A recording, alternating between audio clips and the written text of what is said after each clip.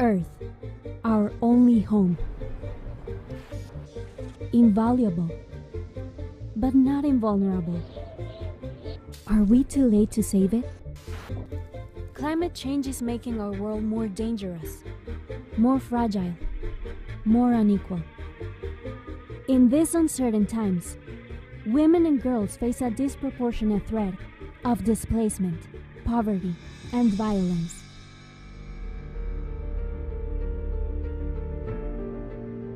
But women and girls are also a powerful force in climate action. As innovators in green energy, as defenders of the environment, and as educators of our generation and the next. Gender equality is not just a woman's issue, it's the path to our survival. So it's not too late to invest in climate action by and for women. Not too late to empower women entrepreneurs and decision makers at home. Not too late to give voice and power to this next generation of Earth's champions. It's not too late to demand commitments to build an equal and enduring future for all. Championing climate action by and for women and girls is the key to saving our planet. Join the fight for gender equality today, so that together we can create a sustainable tomorrow. It's not too late.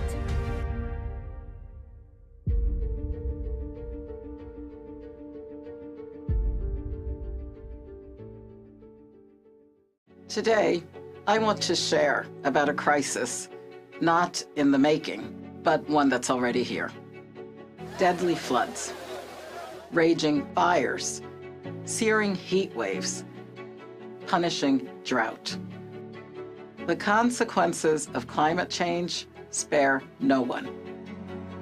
During climate crises, gender-based violence increases. Rates of child marriage rise. Maternal health and birth outcomes worsen. UNFPA is among the first on the ground when climate disasters strike, ensuring access to sexual and reproductive health care, caring for survivors of gender-based violence, offering mental health and psychosocial support. We must work together to end this crisis. Let us all defend our shared planet and help protect the most vulnerable.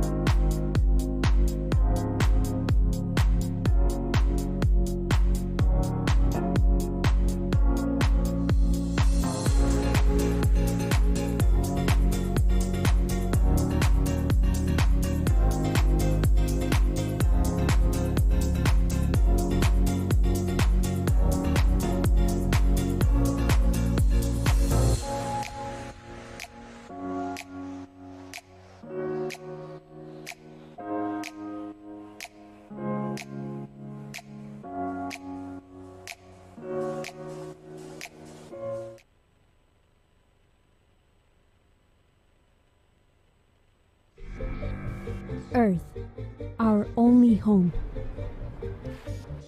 Invaluable, but not invulnerable. Are we too late to save it? Climate change is making our world more dangerous, more fragile, more unequal. In these uncertain times, women and girls face a disproportionate threat of displacement, poverty, and violence.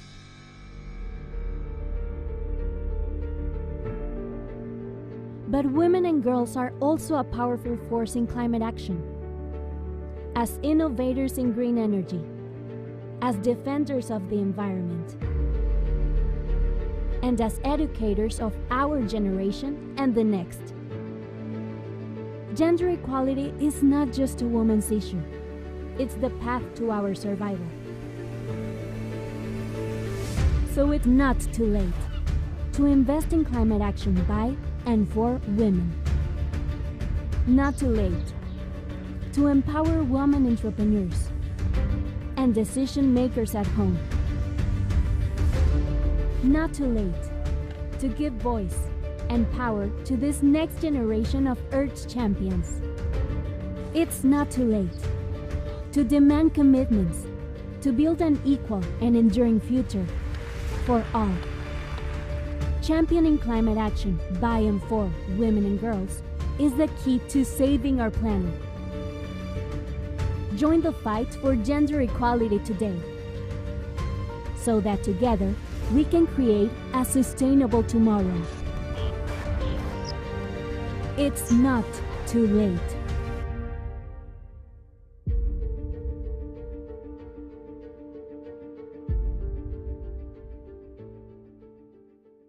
Today, I want to share about a crisis, not in the making, but one that's already here. Deadly floods, raging fires, searing heat waves, punishing drought. The consequences of climate change spare no one. During climate crises, gender-based violence increases. Rates of child marriage rise. Maternal health and birth outcomes worsen. UNFPA is among the first on the ground when climate disasters strike, ensuring access to sexual and reproductive health care, caring for survivors of gender-based violence, offering mental health and psychosocial support. We must work together to end this crisis. Let us all defend our shared planet and help protect the most vulnerable.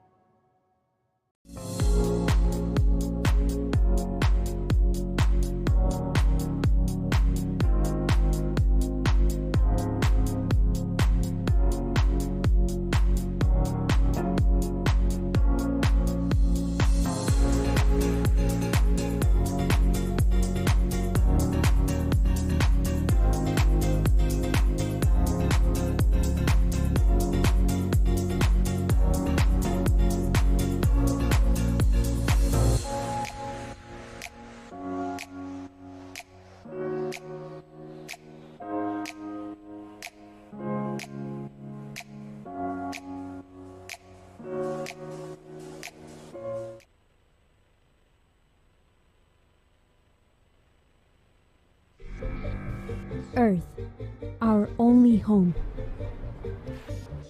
Invaluable, but not invulnerable. Are we too late to save it? Climate change is making our world more dangerous, more fragile, more unequal. In these uncertain times, women and girls face a disproportionate threat of displacement, poverty, and violence.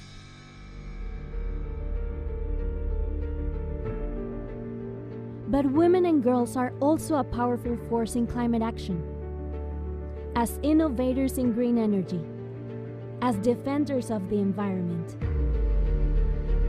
and as educators of our generation and the next. Gender equality is not just a woman's issue. It's the path to our survival. So it's not too late to invest in climate action by and for women. Not too late to empower women entrepreneurs and decision makers at home. Not too late to give voice and power to this next generation of Earth's champions. It's not too late to demand commitments to build an equal and enduring future for all. Championing climate action by and for women and girls is the key to saving our planet. Join the fight for gender equality today, so that together we can create a sustainable tomorrow. It's not too late.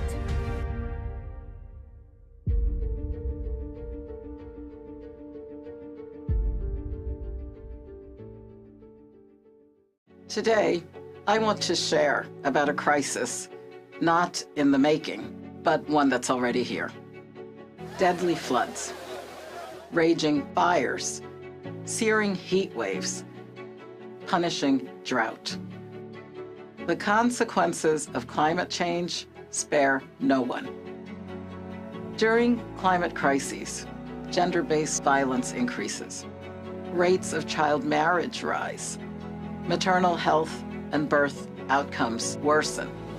UNFPA is among the first on the ground when climate disasters strike, ensuring access to sexual and reproductive health care, caring for survivors of gender-based violence, offering mental health and psychosocial support.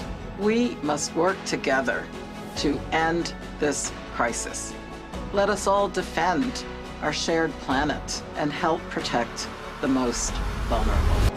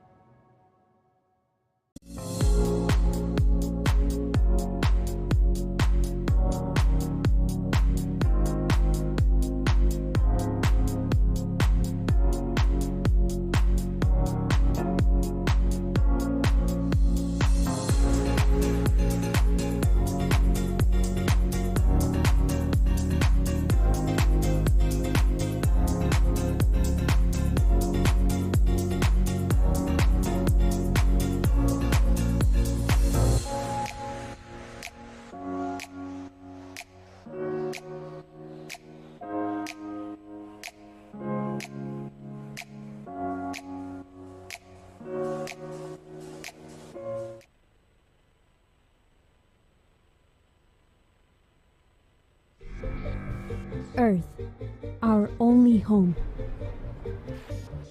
Invaluable, but not invulnerable. Are we too late to save it? Climate change is making our world more dangerous, more fragile, more unequal. In these uncertain times, women and girls face a disproportionate threat of displacement, poverty, and violence.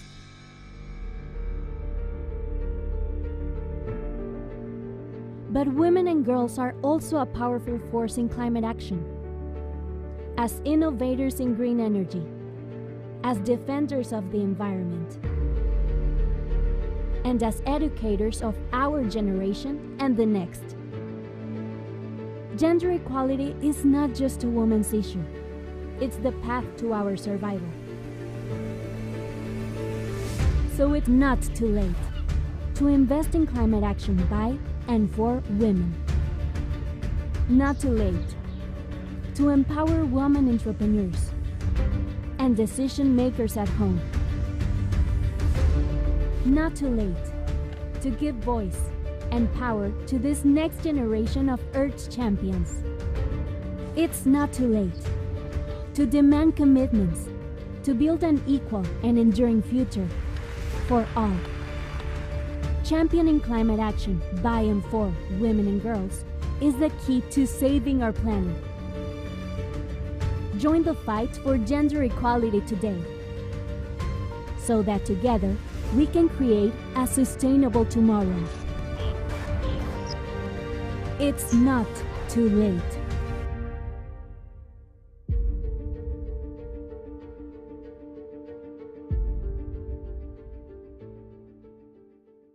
Today, I want to share about a crisis, not in the making, but one that's already here.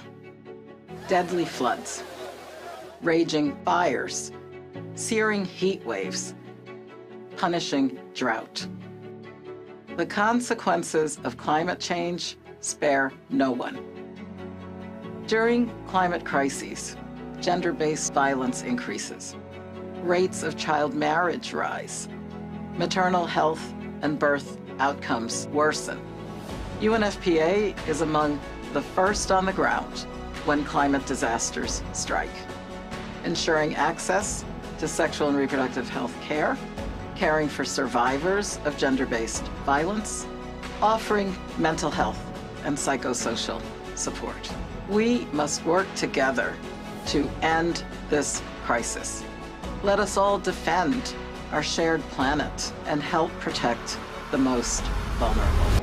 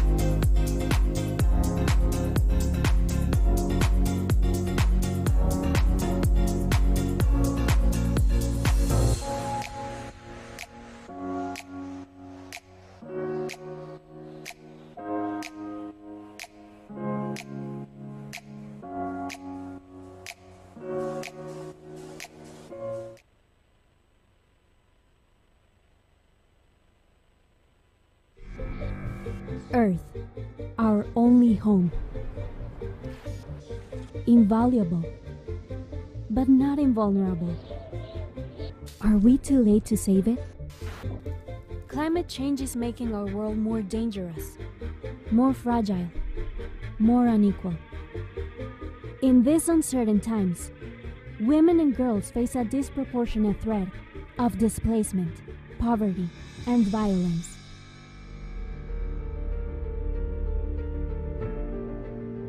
But women and girls are also a powerful force in climate action. As innovators in green energy, as defenders of the environment, and as educators of our generation and the next. Gender equality is not just a woman's issue. It's the path to our survival. So it's not too late to invest in climate action by and for women. Not too late to empower women entrepreneurs and decision makers at home. Not too late to give voice and power to this next generation of Earth's champions.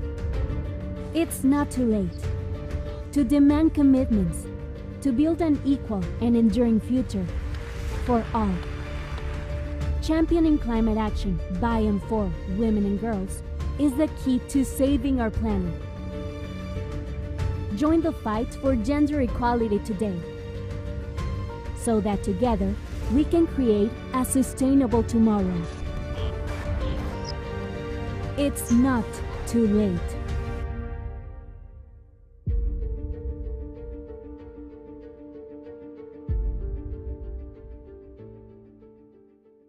Today, I want to share about a crisis not in the making, but one that's already here. Deadly floods, raging fires, searing heat waves, punishing drought. The consequences of climate change spare no one. During climate crises, gender-based violence increases. Rates of child marriage rise. Maternal health and birth outcomes worsen. UNFPA is among the first on the ground when climate disasters strike, ensuring access to sexual and reproductive health care, caring for survivors of gender-based violence, offering mental health and psychosocial support. We must work together to end this crisis. Let us all defend our shared planet and help protect the most vulnerable.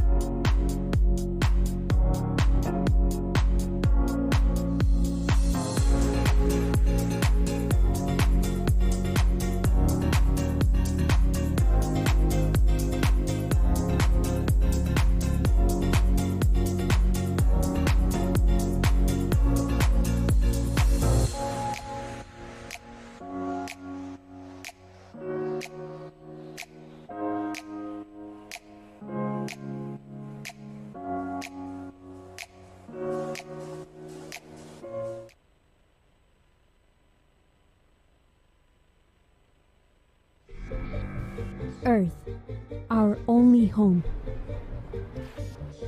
Invaluable, but not invulnerable. Are we too late to save it? Climate change is making our world more dangerous, more fragile, more unequal. In these uncertain times, women and girls face a disproportionate threat of displacement, poverty, and violence.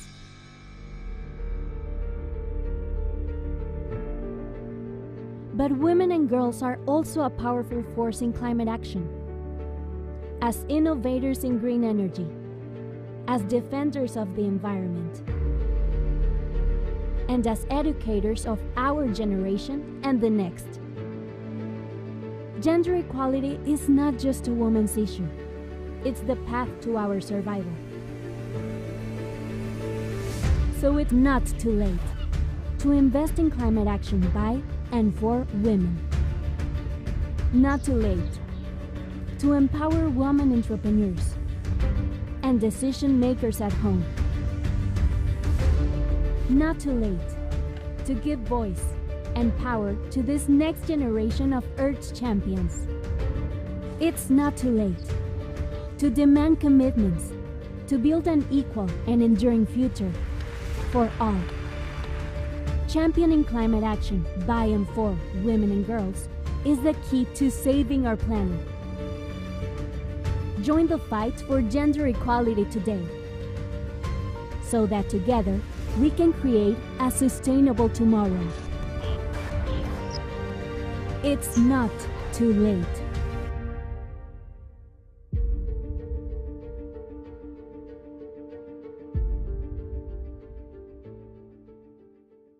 Today, I want to share about a crisis not in the making, but one that's already here.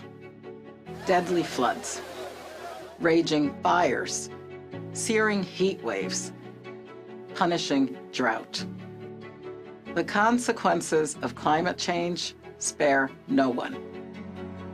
During climate crises, gender-based violence increases. Rates of child marriage rise. Maternal health and birth outcomes worsen. UNFPA is among the first on the ground when climate disasters strike, ensuring access to sexual and reproductive health care, caring for survivors of gender-based violence, offering mental health and psychosocial support. We must work together to end this crisis. Let us all defend our shared planet and help protect the most vulnerable.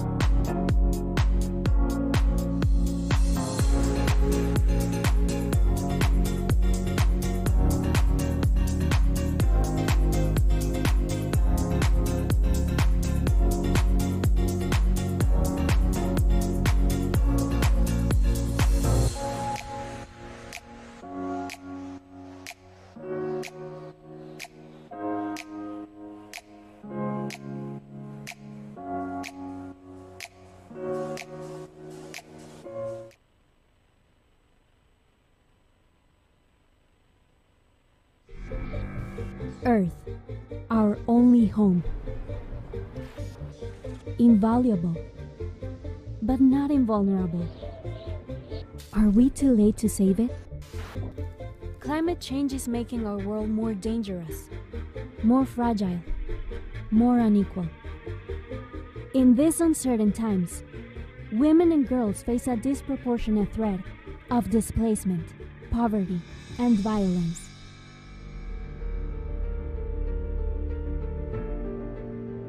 But women and girls are also a powerful force in climate action. As innovators in green energy, as defenders of the environment, and as educators of our generation and the next. Gender equality is not just a woman's issue. It's the path to our survival. So it's not too late to invest in climate action by and for women. Not too late to empower women entrepreneurs and decision makers at home. Not too late to give voice and power to this next generation of Earth's champions. It's not too late to demand commitments to build an equal and enduring future for all. Championing climate action by and for women and girls is the key to saving our planet. Join the fight for gender equality today, so that together we can create a sustainable tomorrow. It's not too late.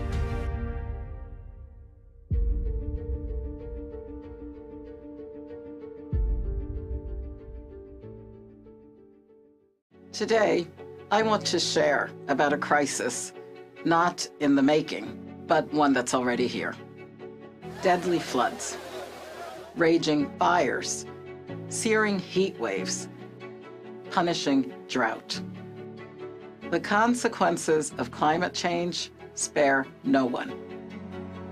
During climate crises, gender-based violence increases. Rates of child marriage rise. Maternal health and birth outcomes worsen. UNFPA is among the first on the ground when climate disasters strike, ensuring access to sexual and reproductive health care, caring for survivors of gender-based violence, offering mental health and psychosocial support. We must work together to end this crisis. Let us all defend our shared planet and help protect the most vulnerable.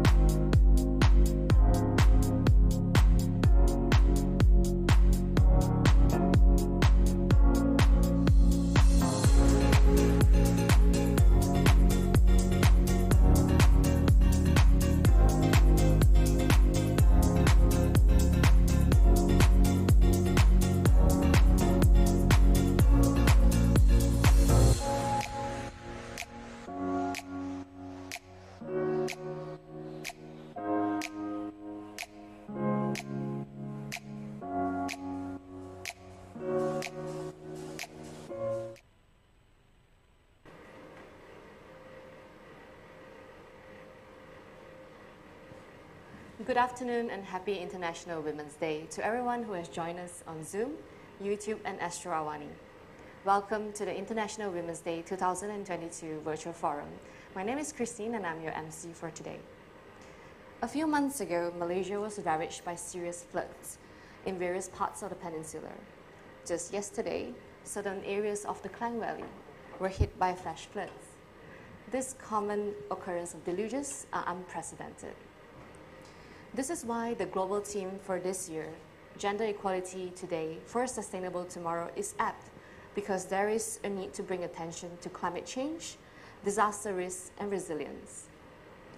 To those displaced, evacuated, or affected by the floods, our thoughts are with you. To kick off today's forum, I would like to invite Ms. Karima El Khoury, the UN Resident Coordinator for Malaysia, Singapore, and Brunei Darussalam, to deliver the opening address. Distinguished audience, ladies and gentlemen, good afternoon. Please allow me to share an inspiring quote from UN Secretary General Antonio Guterres. When the world invests in expanding opportunities for women and girls, all of humanity wins, end quote. Today, humanity is heading towards an uncertain future. Our planet is hanging by a thread and calling on us to act now. Just yesterday afternoon, we all witnessed yet another episode of unusually heavy rainfalls, and we spent the evening watching images of floods and picturing who and where and how many families went in less than 2 hours from a normal day to emergency mode. Emergency mode is our reality and not only an option for years to come.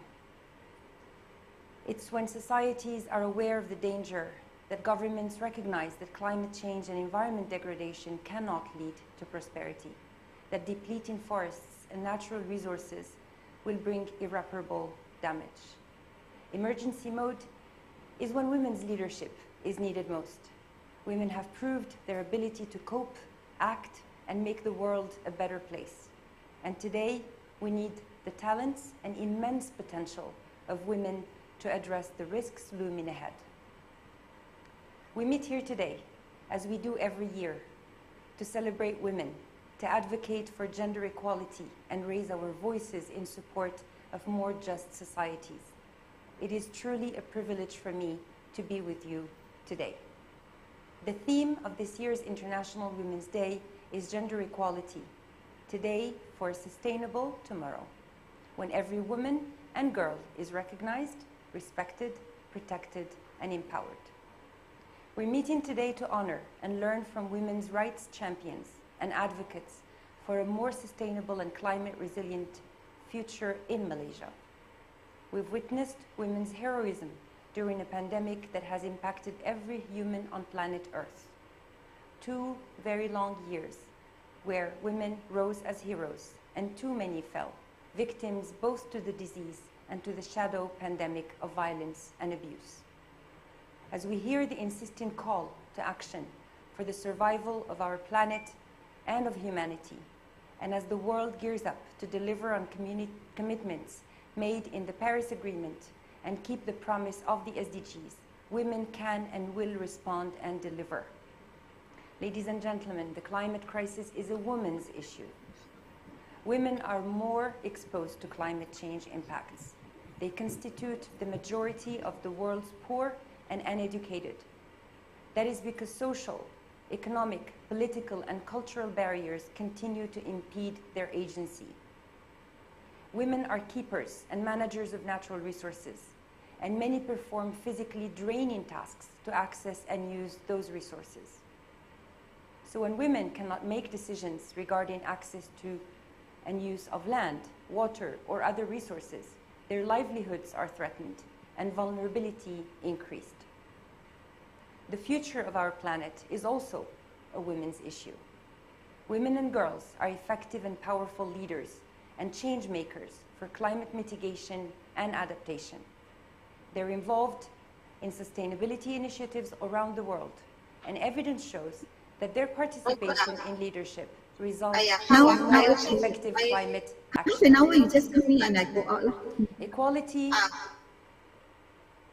Equally important are women's traditional skills, knowledge, and experience in natural resource management acquired and transmitted throughout generations.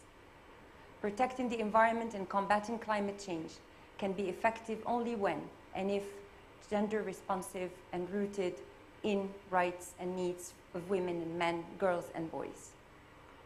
Delivering on the SDGs is precisely about policies that account for women and girls. It's about coherence and interlinkages between all 17 goals. Progress on Goal 13, for example, on climate change, or on Goal 6 on water and sanitation, or Goal 2 on food security, depends on legal and structural enablers set in Goal 5 on gender inequality. We are meeting today to celebrate women in Malaysia, to share ideas and experiences and advance both the conversation and the action. Malaysia's greenhouse gas emission account for less than 0.7 globally. Yet, climate change is one of the most challenging threats to inclusive and social and sustainable development in Malaysia. It has detrimental effects in the short and medium term, in frequent weather shocks, droughts, intermittent rainfalls, and floods.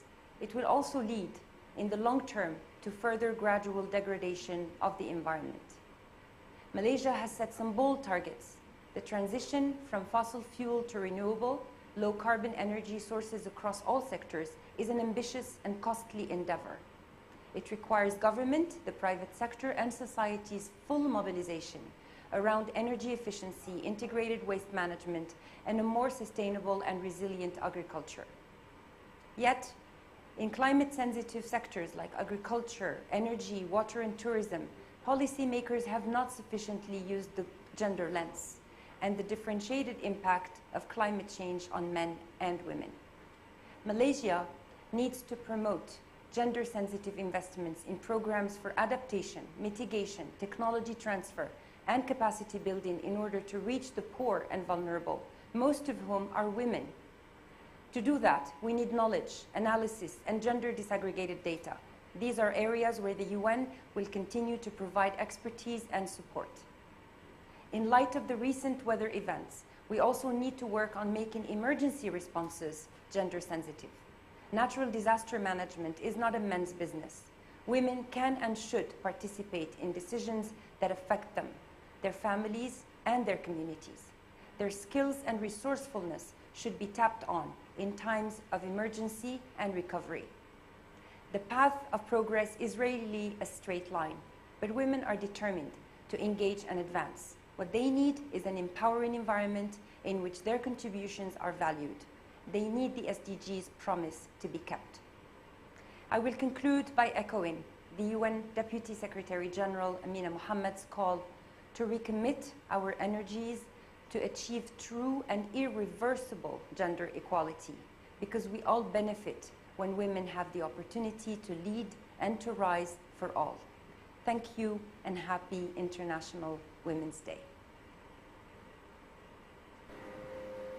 Thank you, Ms. Al-Khoury. Next, let us watch the video message of International Women's Day 2022 by Mr. Antonio Guterres, the UN Secretary General. On International Women's Day, we celebrate women and girls everywhere. We celebrate their contributions to ending the COVID-19 pandemic. Their ideas, innovations, and activism that are changing our world for the better, and their leadership across all walks of life. But we also recognize that in too many areas, the clock on women's rights is moving backwards. The pandemic has kept girls and women out of schools and workplaces. They face rising poverty and rising violence. They do the vast majority of the world's unpaid but essential care work. They are targets of violence and abuse just because of their gender. In all countries, women are scandalously underrepresented in the halls of power and the boardrooms of business.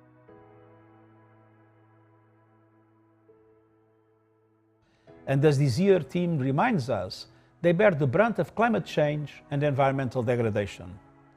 Starting now on International Women's Day, it's time to turn the clock forward for every woman and girl. Through guaranteeing quality education for every girl, so they can build the lives they want and help make the world a better place for us all. Through massive investments in women's training and decent work. Through effective action to end gender-based violence. Through bold action to protect our planet. Through universal care that is fully integrated into social protection systems. And through targeted measures like gender quotas, so we can all benefit from women's ideas, experience, and leadership everywhere decisions are made. Gender inequality is essentially a question of power in a male-dominated world and a male-dominated culture.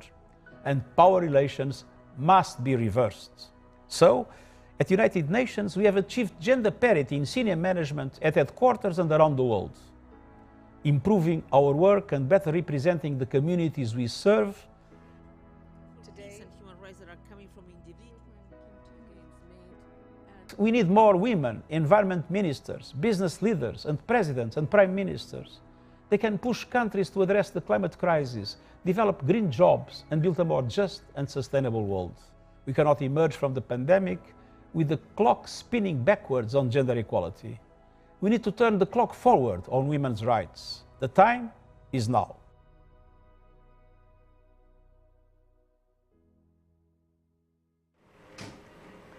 It is indeed true that women's leadership has to be increased in the green economy.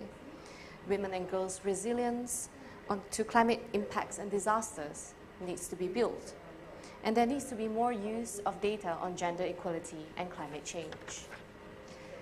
Now, let us hear from Yang Berbahagia Tan Sri Jamila Mahmud, Executive Director of Sunway Center for Planetary Health, Pro-Chancellor of Heriot-Watt University, Malaysia. Assalamualaikum and good afternoon.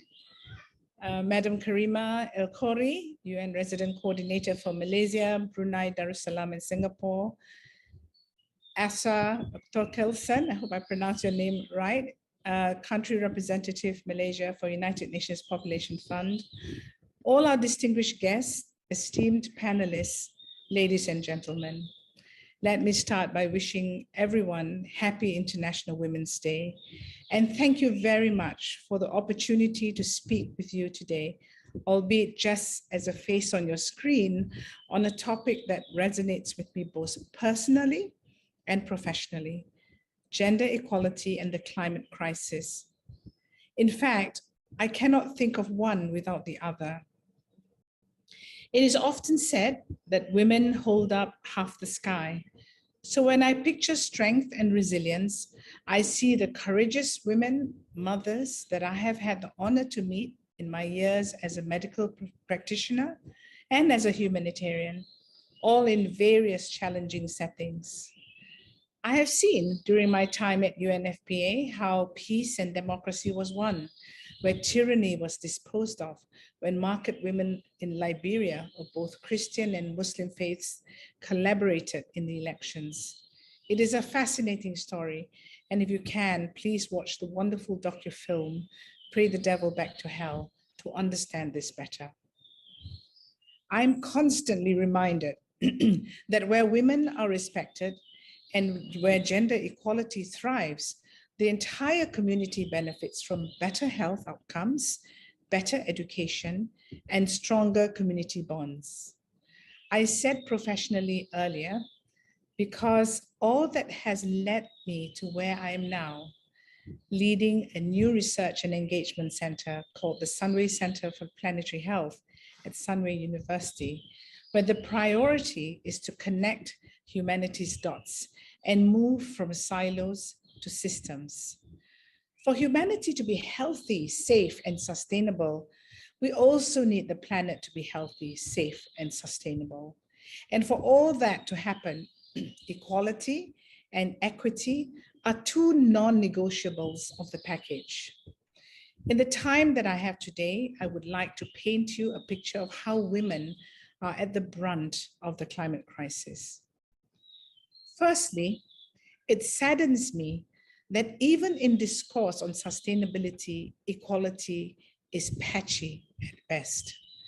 At the climate change conference, by the UN Climate Change Conference in 2019, only 41 of the 196 international delegations were led by women. That's only 21%. Figures are unclear for women's representation in the much more recent COP26 in Glasgow late last year. But pictures found online show very few women leaders. In global health itself, only 25% of top senior leaders are women. Frankly, I find this baffling, considering that in my daily engagements with sustainability leaders and environment advocates, many are women. When I was in Dubai just about a week, more than a week ago, for the 2020 Dubai Expo, I was thrilled to see that the sustainability team there was women-led, and by women who believed and practiced feminist leadership, collaborative in their approach, firm and compassionate in their resolutions. Yet the faces that we see as representing our voices for how we would like our future to look like don't necessarily look like us, certainly not like me, an Asian Muslim woman. An interesting conundrum is that while COP meetings have been overwhelmingly dominated by men and representation on climate change in global media is male dominated, In a speech to the Energy Law Institute's annual Clifford Chance Lecture in October 2021, Emma Howard Boyd, CBE, chair of the UK's Environment and Agency, said, "Women have to shout louder than men to be heard. Women have held just 28% of the share of voice in news articles about climate change." But caring about sustainability and our relationship with the planet is often regarded as feminine, and in our unfortunately patriarchal society, less important. This green feminine stereotype is a real thing. A 2016 study found that more women than men lean towards practicing sustainable lifestyles because being eco-friendly is somehow equated to being girly, and so for some reason, uncool. Just picture your typical definition of strength. More often than not, many would visualize big buff men in gyms, heavy meat eaters, despite the fact that the livestock industry contribute 14.5% of the total global carbon emissions. I don't think that there's anything cool about that. We must get rid of this perception that being conscious of our carbon footprint and caring about our impact on the environment are merely a mental playground for girls and women. Planetary health is a human rights issue, one that affects all. Secondly, what we label as climate change is far more than that. It is a monstrous attack on the rights and freedoms of the majority of the human race by a small but very powerful minority. Whether consciously or not, its drivers are a fundamental disrespect for the rights of all. Its consequences are now manifesting as breaches in the rights to life, self-determination, development, food, health, water and sanitation, and housing. The list goes on. It is a reality that affects every region of the world. We need to talk about it. We cannot talk about sustainability without acknowledging that this is more than mere change. This is a crisis, and it is a crisis that impacts more severely on women, girls, the elderly, and other vulnerable groups. Ladies and gentlemen, I'm here today because I had parents who believed in gender equality, a father who taught me to read from the age of 2, and who allowed me to read over his shoulder as a clingy child, exposed to Neville Shute and Dickens, as well as Utusan Melayu from a very tender age. I am what I am today with the unfailing support of a loving husband who not only believes in equal rights for women, but acknowledges where we are stronger, and who picks me up and pushes me upwards and forwards when I feel the challenges are too much to bear. In other words, we need to be partners, men and women, for this world to be a better place for all. Respect, humility, courage, and perseverance will be needed in good measure. On both ends, we need to leverage the power of capital, not just its value. Taxes play a key role in supporting our nation's decarbonization efforts, for incentivizing the private sector to engage in gender-just policies and practices, as well as measures that will help to clean up our lived environment, thereby protecting both people and planet, women, men, girls, and boys. For these policies to have any impact, we must also do away with the outdated discriminatory social norms and beliefs that only do harm, disconnected from the barriers that marginalized populations face. She-cession became a disturbing term in 2020 because although women represent only 39% of the global workforce, they accounted for 50.4% of job losses at the height of the pandemic in May 2020. We can and we must redesign a better future. Before I close, I would like to remind everyone that while today is a day of celebration for all the amazing strides that women have shown in the course of humanity, today is also a reminder of the awful mountain we must continue to climb to advance these milestones further. This cannot be just a one-off discussion every year. It must be a trigger for community change of how we talk, act, and engage with human rights and gender equality. To truly maximize impact, we must view it from a systems perspective, thus together recognizing the respective roles that we can and should be fully enabled to play. So for all the women out there who have been amazing role models, whether they are working at home or in the public workforce or in humanitarian settings or in policy making, happy International Women's Day again. I salute all of you, and to all the men who have been supportive, thank you. And for all of us, let us together work better towards gender equality, better preparedness and action for climate change and protection of the planet. Thank you very much. Ladies and gentlemen, we shall begin our first session of the day titled Exposure to Climate Crisis, A Women's Perspective. Before I hand over to our moderator of the day, Ms. Tamina Kausji, we will be playing a short video collage of recent news on the incidence of climate severity in Malaysia.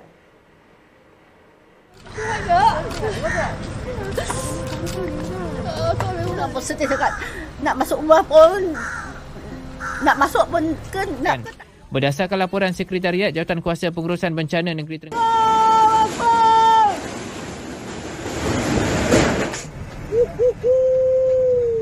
Port Klang was hit with flash. Eunice, 32, told FMT that her home and Batu 19 drowned in the floods. The water, which was up to her roof, had only left.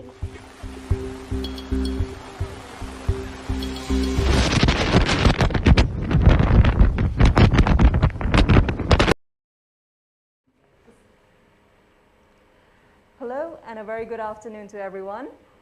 It is my utter pleasure to be moderating this session for the United Nations in Malaysia in conjunction with International Women's Day 2022. Thank you so much to Christine for that wonderful introduction and also for leading us in with that extremely crucial video of what climate crisis and climate action has meant for Malaysia in just the past couple of months and in fact this week itself. We will of course focus in this session on exposure to climate crisis, the women's perspective, by going deeper into the climate crisis's adverse impacts on women. This naturally leads us to discuss the importance of gender-sensitive environmental, climate change policies, as well as plans, programs, and actions in ensuring an inclusive and sustainable future for all. This, of course, falls in line with the global IWD 2022 theme, which is Gender Equality Today for a Sustainable Tomorrow. Now, the discussion with our lineup of esteemed panelists seeks recommendations and/or ways forward for Malaysia to spearhead equitable and gender-responsive climate change policy options. After all, climate change is indeed a women's issue, and it's important to act accordingly. Please allow me now to introduce our esteemed panelists. Speaker one is Dr. Sugumari Shanmugam, joining us virtually, and she's Undersecretary with the Climate Change Division with the Ministry of Environment and Water, Malaysia. Dr. Sugumari has a wide range of experiences and exposure in strategic planning and policy development, trade and climate change negotiations, and developing competencies for public servants. Hi, Dr. Sugumari. Thanks so much for joining us virtually. We also have joining us with me live in our studios here at the United Nations, Gan Pek Chuan, Acting Head, Sustainable and Resilient Development, United Nations Development Program in Malaysia, Singapore, and Brunei Darussalam. Pek Chuan provides policy and program design advisory services to the government of Malaysia and relevant stakeholders to incorporate environmental agendas such as climate change, biodiversity, land degradation, chemicals into sustainable development policies and institutional planning.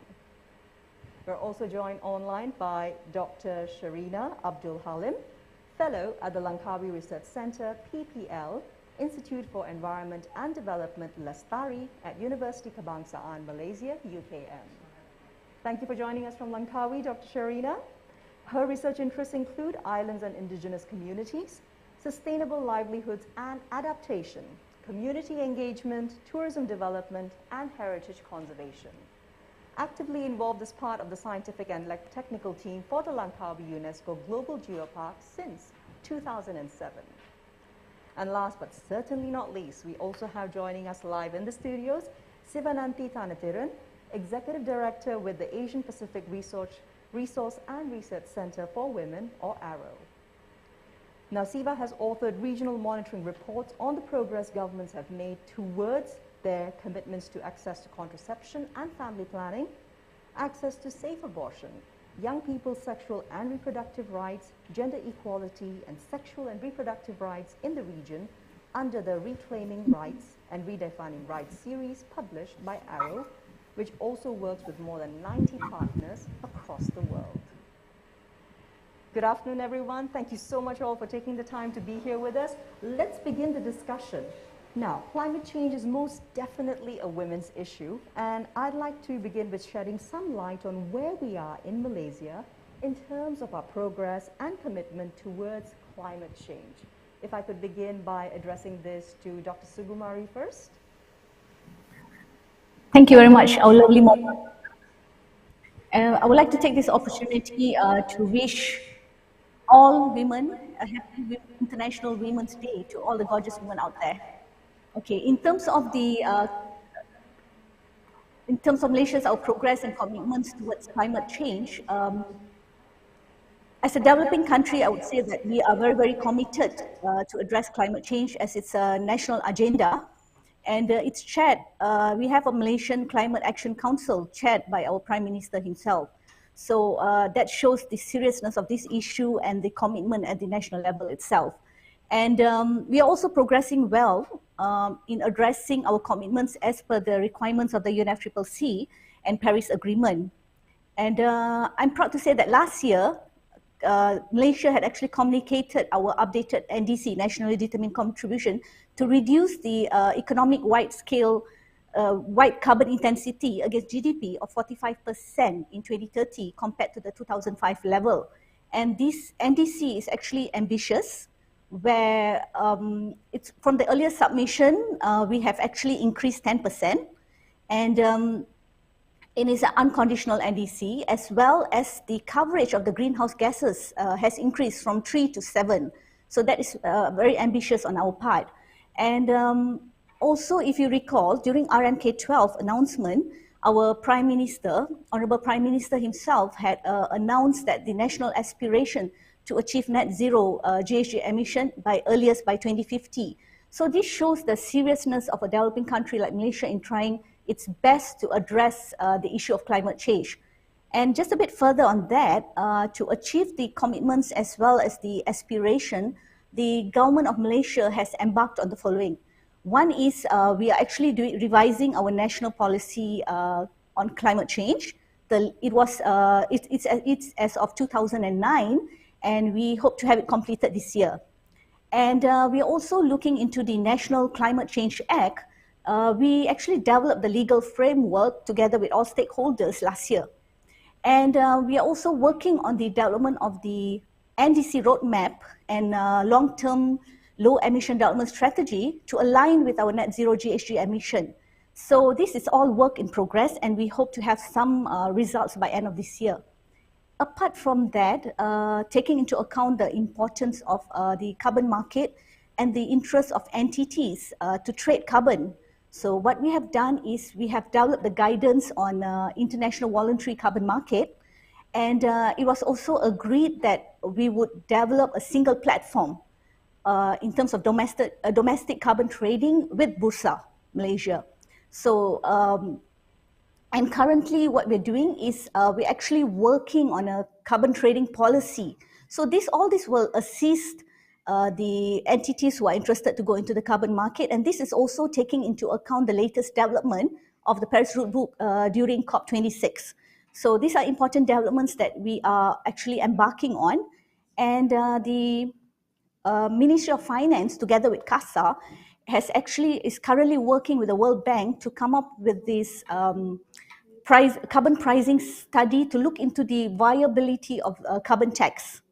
So these are apart from that, we are also working on this national adaptation plan, where we are trying to get funding from the Green Climate Fund as a means of basically identifying medium and long-term adaptation needs and developing and implementing strategies and programs to address those needs. And I think I listed quite a lot, but I think it's important for everyone to know what we are currently doing in terms of climate change and what we need to do further. So we are also working on the development of a national GHG center. And this has been approved by the Cabinet of Malaysia. And it's important for us to ensure that we'll be able to meet our national and international obligations through this center. And apart from that, to address the current ongoing national disasters, currently, if you realize, a lot of flooding going on. And what we're working is on short-term and as well as long-term measures, which we're establishing to implement, focusing mainly on structural measures as we are looking into improving our early warning systems. And we also developed the hazard and risk map. So basically, these are the actions that we are currently taking. And of course, there's lots more to do. And we are working on that. Thank you. Now, moving along from there, I'd like to ask Pek Chuan the same question, but from, of course, a broader perspective and the United Nations SDG lens, speaking about where Malaysia is right now when it comes to progress and commitments for climate. Looking across, the world practices and also other countries' examples, definitely Malaysia as a country with very small, I would say, insignificant contribution to the global greenhouse gas emission, as mentioned in Karima's speech, that we only contribute less than 0.7% of the global greenhouse gas emissions. But with the commitment that was announced back in COP26, Malaysia has pledged, make its commitment in the global, the Glasgow leadership on deforestation and also global methane pledge, and not to mention definitely far more ambitious targets and commitments in the 12th Malaysia Plan. I would say, Malaysia is actually moving on the right tracks. Yeah. And of course, we do have the policies in place, we have the strategies and plans. But I think more importantly is look at, how well all these policies, plans, and programs can be implemented at the ground. Because obviously what we are saying, we do have a country-wide, economic-wide target to reduce carbon intensity up to 45% by 2030.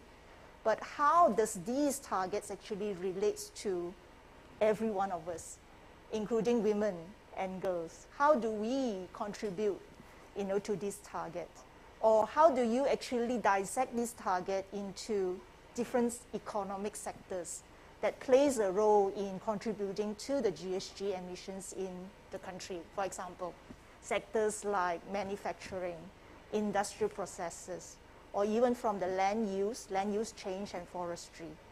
But if you also look at the target population group, so how does it actually relate back to from the high income, the high income population group, the medium, or even the bottom 40%, and more relatable, and coming back to the theme of today's International Women's Day, as we celebrate women's role and successes in leading the change for a sustainable future, is more important now to really dissect this target and relate back to the daily life, how women can play a far more active role, whether be it a decision-making process or be it to contribute to the solutions to, to help Malaysia achieve this target. So I'll just take a pause here.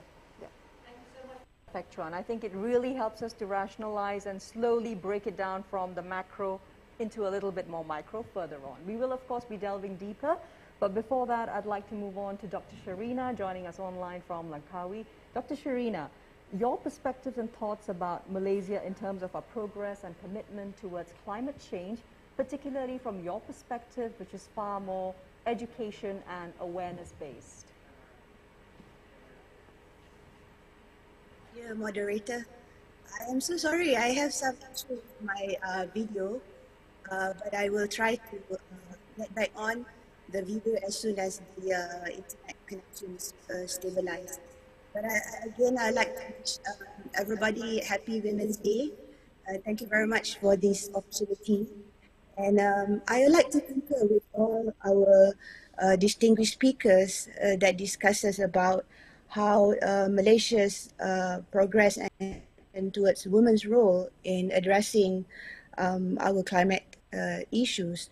Particularly, I would like to share from the report recently by the IPCC on the Working Group 2 that stresses on, let's look at the bigger picture first, right? So Malaysia, coming from, the Asian culture, in almost all Asian countries, women are less represented in the context of local decision making, and we see more and more nowadays that gap have been addressed, where there are more of organized community collectives such as women self-help groups that have had a mixed kind of experience in gaining rights and benefits for women to have positive impacts, such as improving their incomes.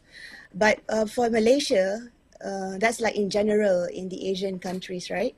But in Malaysia, we see that in our national policy on climate change does include specific mentions of women, youth, indigenous people and communities as major groups and stakeholders in addressing climate change, particularly with a focus on effective participation.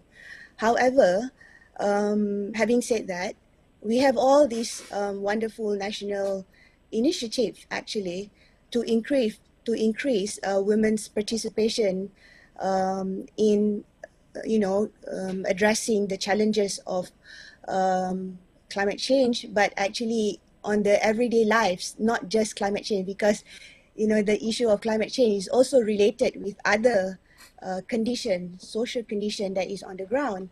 So how can we do that together, addressing climate change issue as well as addressing all the SDG, particularly on the SDG 5, and how can we bring that together to empower women, to gender mainstreaming in general, when actually we realize that part of our limitation is that we still lack full comprehension of these gender issues in Malaysia in particular. So that's what I would like to share on that point. Thank you so much for that, Dr. Karina. Yes, absolutely. We hear you loud and clear. Hopefully the technical issues on the visual side will be fixed up. At the same time, I would also like to encourage all our viewers joining us online via UNDP's YouTube as well as via Astro Awani social media channels. Do leave us your comments and questions. We will be addressing them towards the end of this session. From there, I'd like to move along to ask Siva. Siva, your thoughts and experiences and based upon the knowledge and the work which Arrow has done, could you share with us how all of these aforementioned issues by our other fellow panelists actually impact women adversely in Malaysia when it comes to climate change related risks?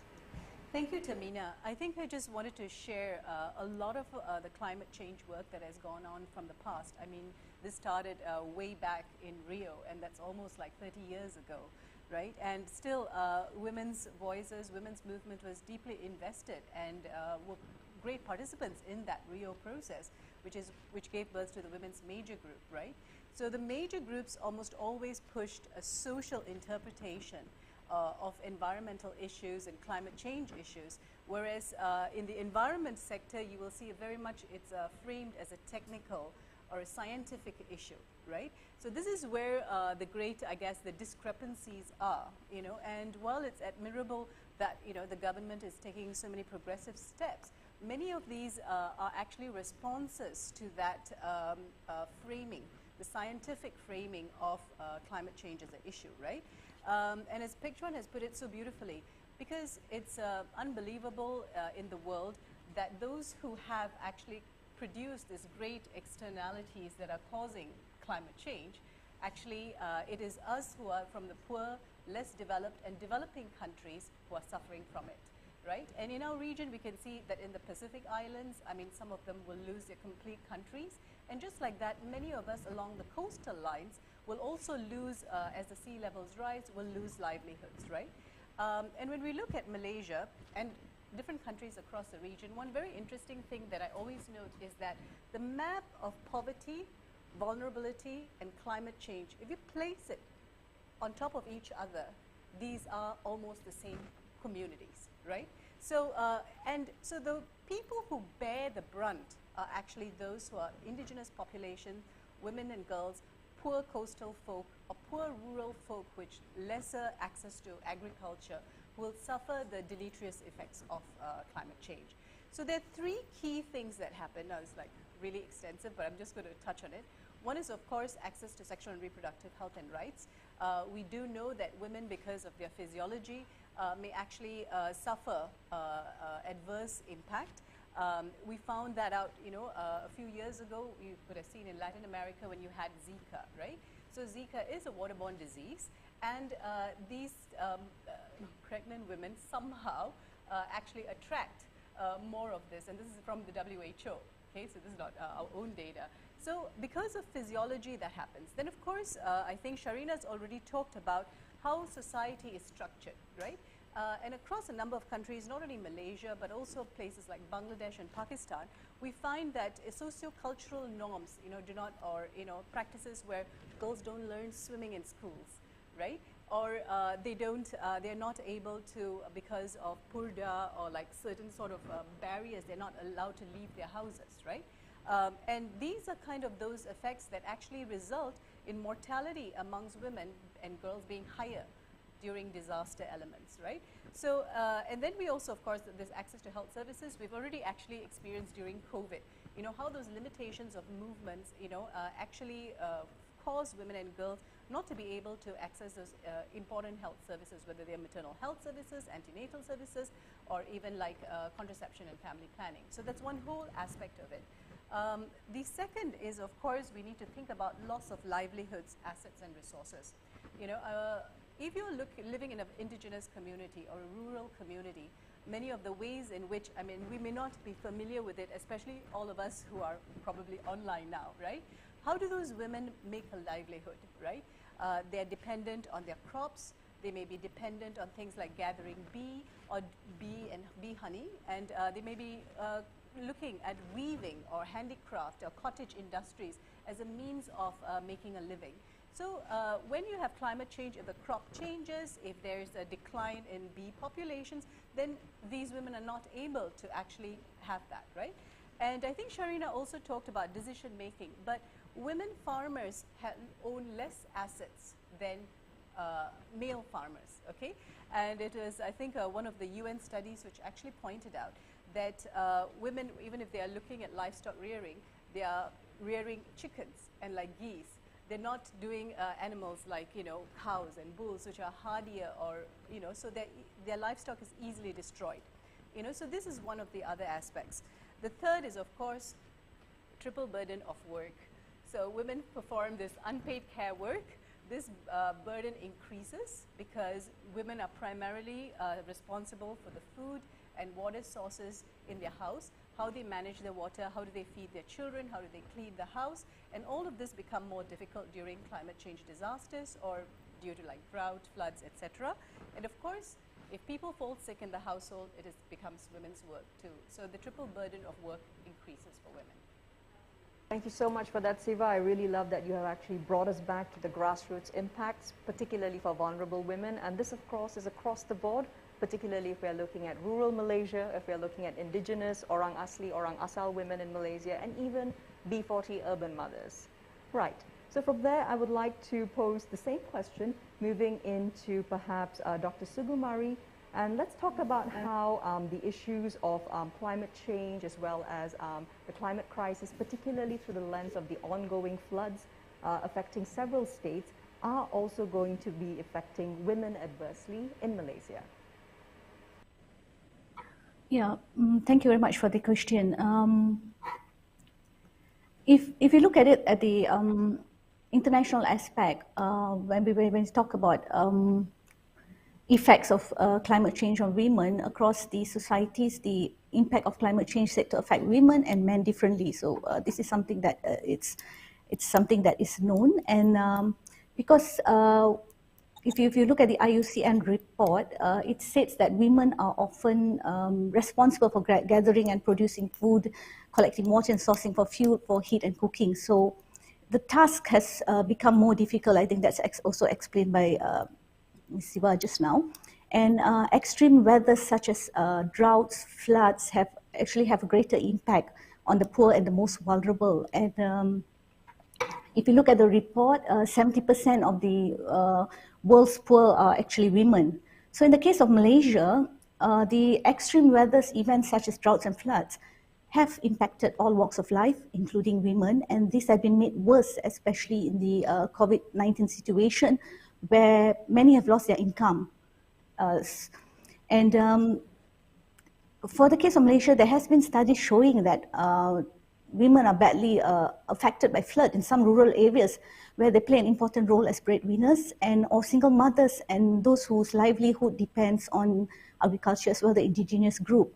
And climate change will actually aggravate the existing socio-economic issues to those who have actually lost everything due to the flood. And this is an important issue, and women have proven to be leading the way towards more equitable and sustainable solutions to climate change. Therefore, I believe that it's important to discuss further on this matter. I know there are studies done, but we should also look at it at the local circumstances on how we can actually work on this. And because the thing is that it's important for those involved in the policy making to actually work with those who are involved in the grassroots.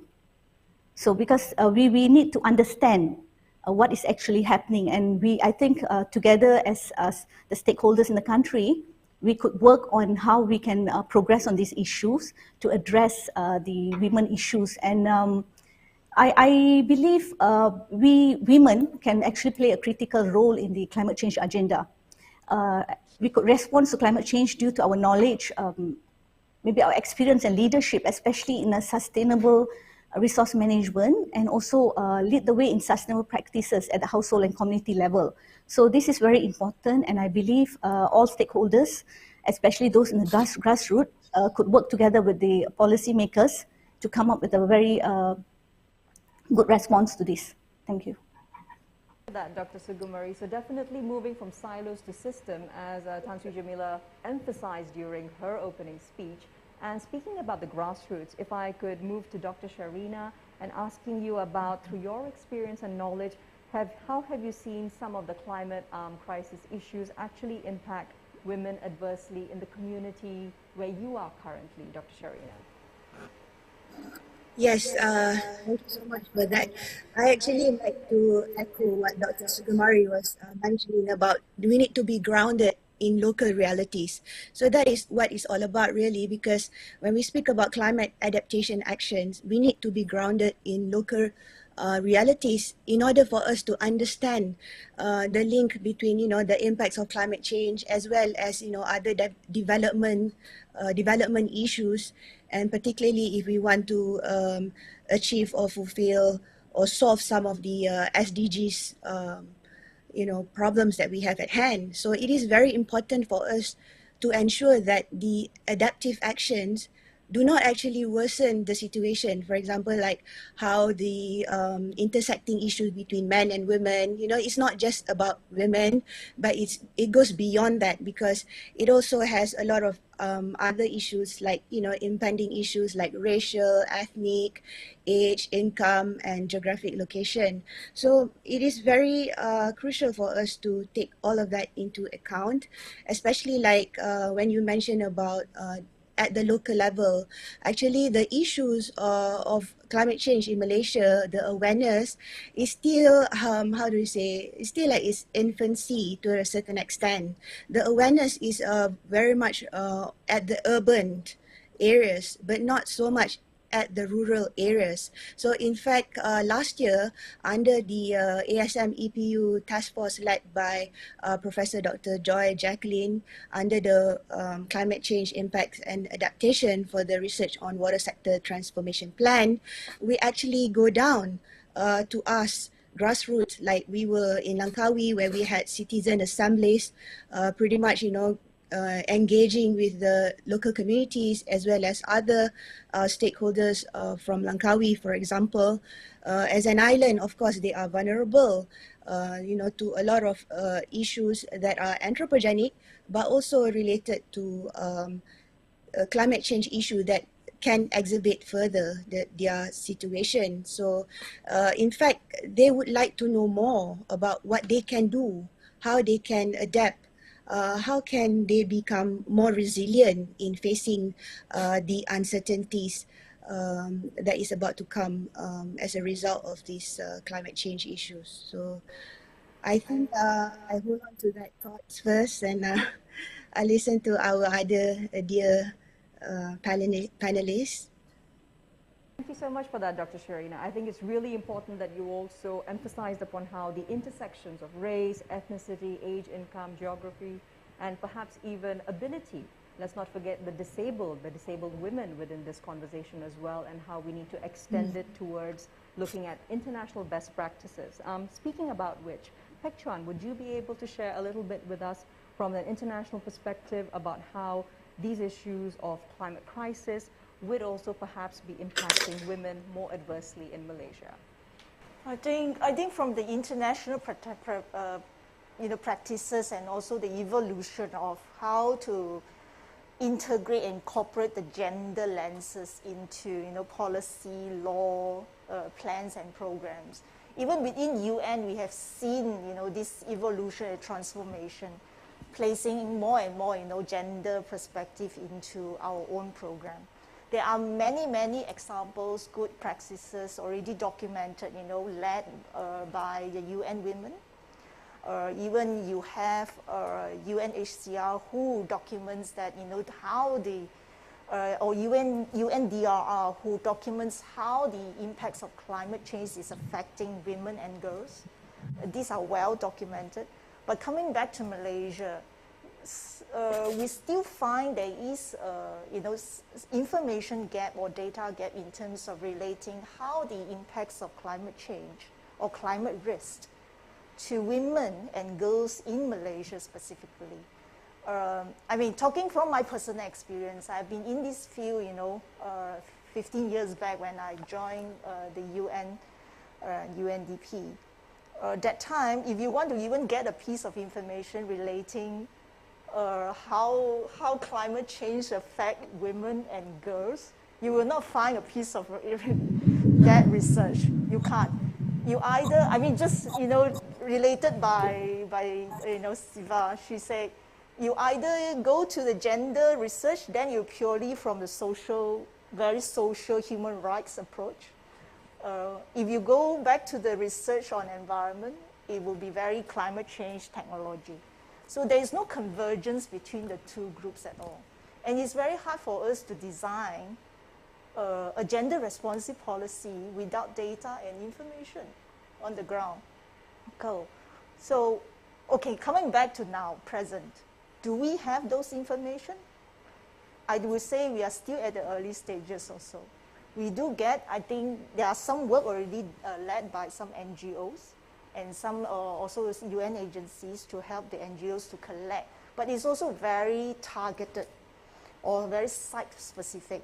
You either look at the impacts of climate change targeted at Sarawak communities or Orang Asli communities, but there's no structure or organized way to look at how climate change risk, either disaster, will impact the role of women.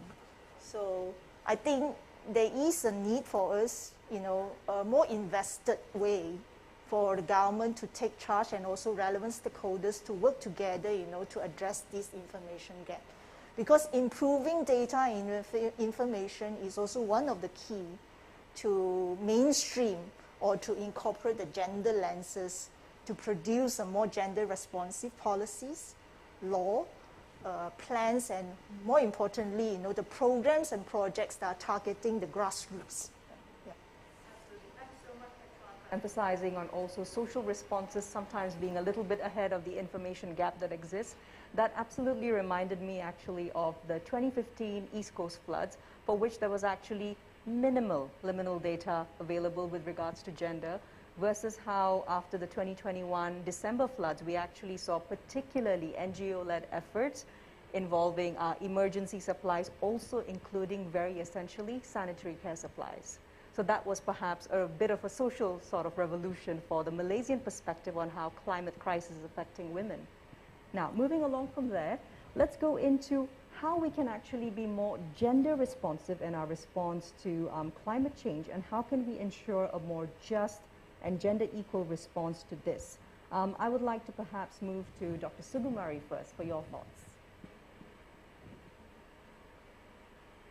Gender responsive in response to climate change, I would say that the gender responsive climate actions is still at a very early stage. I agree with Ms. Pek Guan. It's still a very early stage in Malaysia, and there is lots need to be done on this. But CASA is of the view that what we can do is we need to ensure, in relation to the first thing that Ms. Pek Guan mentioned, that is in terms of the data. So that is actually quite lacking, and where data is required for analysis, I think this aggregated data on climate change impacts on the gender, children, I mean we go beyond issue of women, children, marginalized groups, and indigenous community needs a platform and a strong policy direction. So that is actually very important. And also we need to look into the sufficient means of implementation in terms of financial support. And under the UNFCCC platform, we can try to obtain the capacity building and technology to be provided by the developed countries for developing countries like Malaysia. So that is something that we can actually look at. And also in terms of means of implementation support in the issue of women and also children and even the indigenous group, it needs to come from, we need to include it under the development plans. It is there, but maybe upon discussion, even any of the outcomes today or days to come, we can also put that into the, emphasize that onto the development plans. And what is important also, a framework, I believe a framework on gender and climate change needs to be developed with the Malaysian context and perspective in mind. And I believe the Ministry of Women should also play a very active role in this, and CASA will certainly work with them to get this going. And we also need to look into the opportunities to start with, especially technical support under the existing climate finance readiness programs. And currently, I think most of the programs or the work that is ongoing in terms for Malaysia, we are actually including the gender perspective. So I give you an example in terms of the national communication, the 4th national communication. I think Ms. Pek Guan also knows that well. We are actually including the gender perspective on it. So even for our national adaptation plan that we are developing, the gender perspective is there. So a lot can be done in terms of our, even in the Climate Change Act. I think this is something that needs to be looked at. So I'll stop for now. Thank you. Thank you so much for that, Dr. Sugumari. I think it's extremely important that, especially with regards to the fact that we are, of course, commemorating IWG, that you do mention the essential and crucial steering role that KPWKM should also be taking in integration with, of course, CASA's good efforts. Moving from there, if I could move to Dr. Sharina to ask you about what do you feel are some of the most viable solutions for Malaysia in ensuring that we are more gender responsive in our response to, of course, climate change? Okay, yes, thank you very much for that. I think at the moment, what has been done at the policymakers level, as well as, trying to see what is happening at the local, at the ground, is that I would rather say that it's very important to establish effective social protection when we speak about, being gender responsive, particularly in responding to climate change, to disaster, because we see that, the social protection is still an issue that we haven't really, there are things on the ground, like you see people distributing food and things like that, but that's just like, how to say, more of like ad hoc, short term. But as we can see that the impacts of climate change is becoming more longer period of time, and the effect is taking more time for women, and not just women, like vulnerable communities, to actually get up and pick up themselves again to continue. So I think the importance of addressing having an effective social protection would be part of this conversation that we need to have more, as well as we need to improve strengthening adaptive capacity and community resilience towards more of an integrated approach. Because at the moment, we see like there is still a lot of,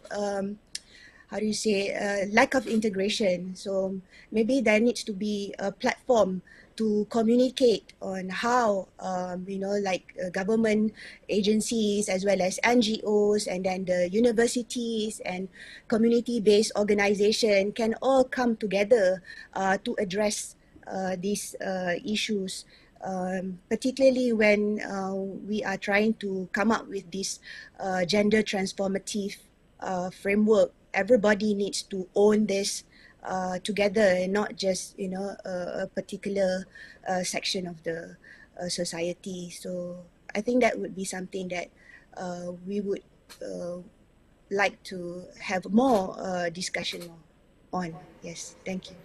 Thank you so much for that, Dr. Sherina. I think the point about effective social protection is definitely an awning gap, which perhaps should be addressed as immediately as possible, particularly looking at the more recent and more frequent climate crisis impacts. Siva, if you would be able to share any thoughts with us about gender responsive policy options, particularly from an intersectional feminist lens. Thank you so much, Tamina. I think it's been a very interesting conversation. I think one of the things I wanted to say was that, we can look at regional and global cooperation frameworks, right? And you already have the UNFCCC, you have Paris, which people are compliant to, but we also have frameworks of SDGs where, they bring in the social aspects, right, of climate. But we also have the Sendai framework for disaster risk reduction. This is also a framework that we can use. Sometimes I feel like, so climate change is very similar, in my opinion, to the COVID situation, right? It is an evolving situation where we are discovering, as months go by, new impacts are made, there's new discovery being made. And so that's where I feel like being linked to the global and the regional is really important. Because we can actually share information and learn from each other very quickly. I think the perception that, we have to find out everything that is happening in Malaysia before we can do something about it is a little bit like, we have to weigh the options, right? And we can already see governments in the region, taking forward progressive measures in order to make good by women and girls in their country. And one of those studies that we did, because we work as a regional organization, was in like Bangladesh. So we compared Bangladesh, Vietnam, and Cambodia, because these three are falling under the LDC countries, right? And we were looking at the policy framework, and you can see that Bangladesh, because traditionally they had a lot of floods, because they always faced typhoons, they had cyclones. So the gender responsive agenda there was very clear. So Bangladesh is one of those countries which actually has a gender climate action plan. So we can look and say, okay, what are the things that they are doing? Is that applicable to us? Let us look at what areas some of the things that they are doing could be applicable to us, right? And we can learn from that. They also had the Bangladesh climate change strategy, and they even had a way of tracking climate finance. So one of the things that they actually look at is how does the climate finance that the government has put forth actually benefit, women's development. So these are some of those metrics, we can learn from each other. because I think the time is of essence, right? I mean, we can see like from December and it's March now, and this floods is just a reality, you know. So I don't, and I think that that's where the regional cooperation and the global cooperation is really important. And I think sometimes we always look and say, oh, you know, poor women are affected, coastal women are affected, and they are not all women are affected. But if you look at the triple burden of work, all women are affected by climate change, whether we like it or not. And if it affects 50% of our citizens, then a gender responsive approach is definitely a must in any policy, in any legal framework around climate change. So much for that, Siva. I love the fact that you related it back to COVID, because just looking at the COVID response when it comes to vaccination development, I think that has been perhaps the most superb you know, example of our times on how rapidly change can be made, but at the same time also looking towards what inequities and gaps further need to be closed. And also, if I may add, just like Sure. how we were talking about vaccine inequity, right? So access to development and technology from developed countries around climate change has always been one of the calls of the Global South.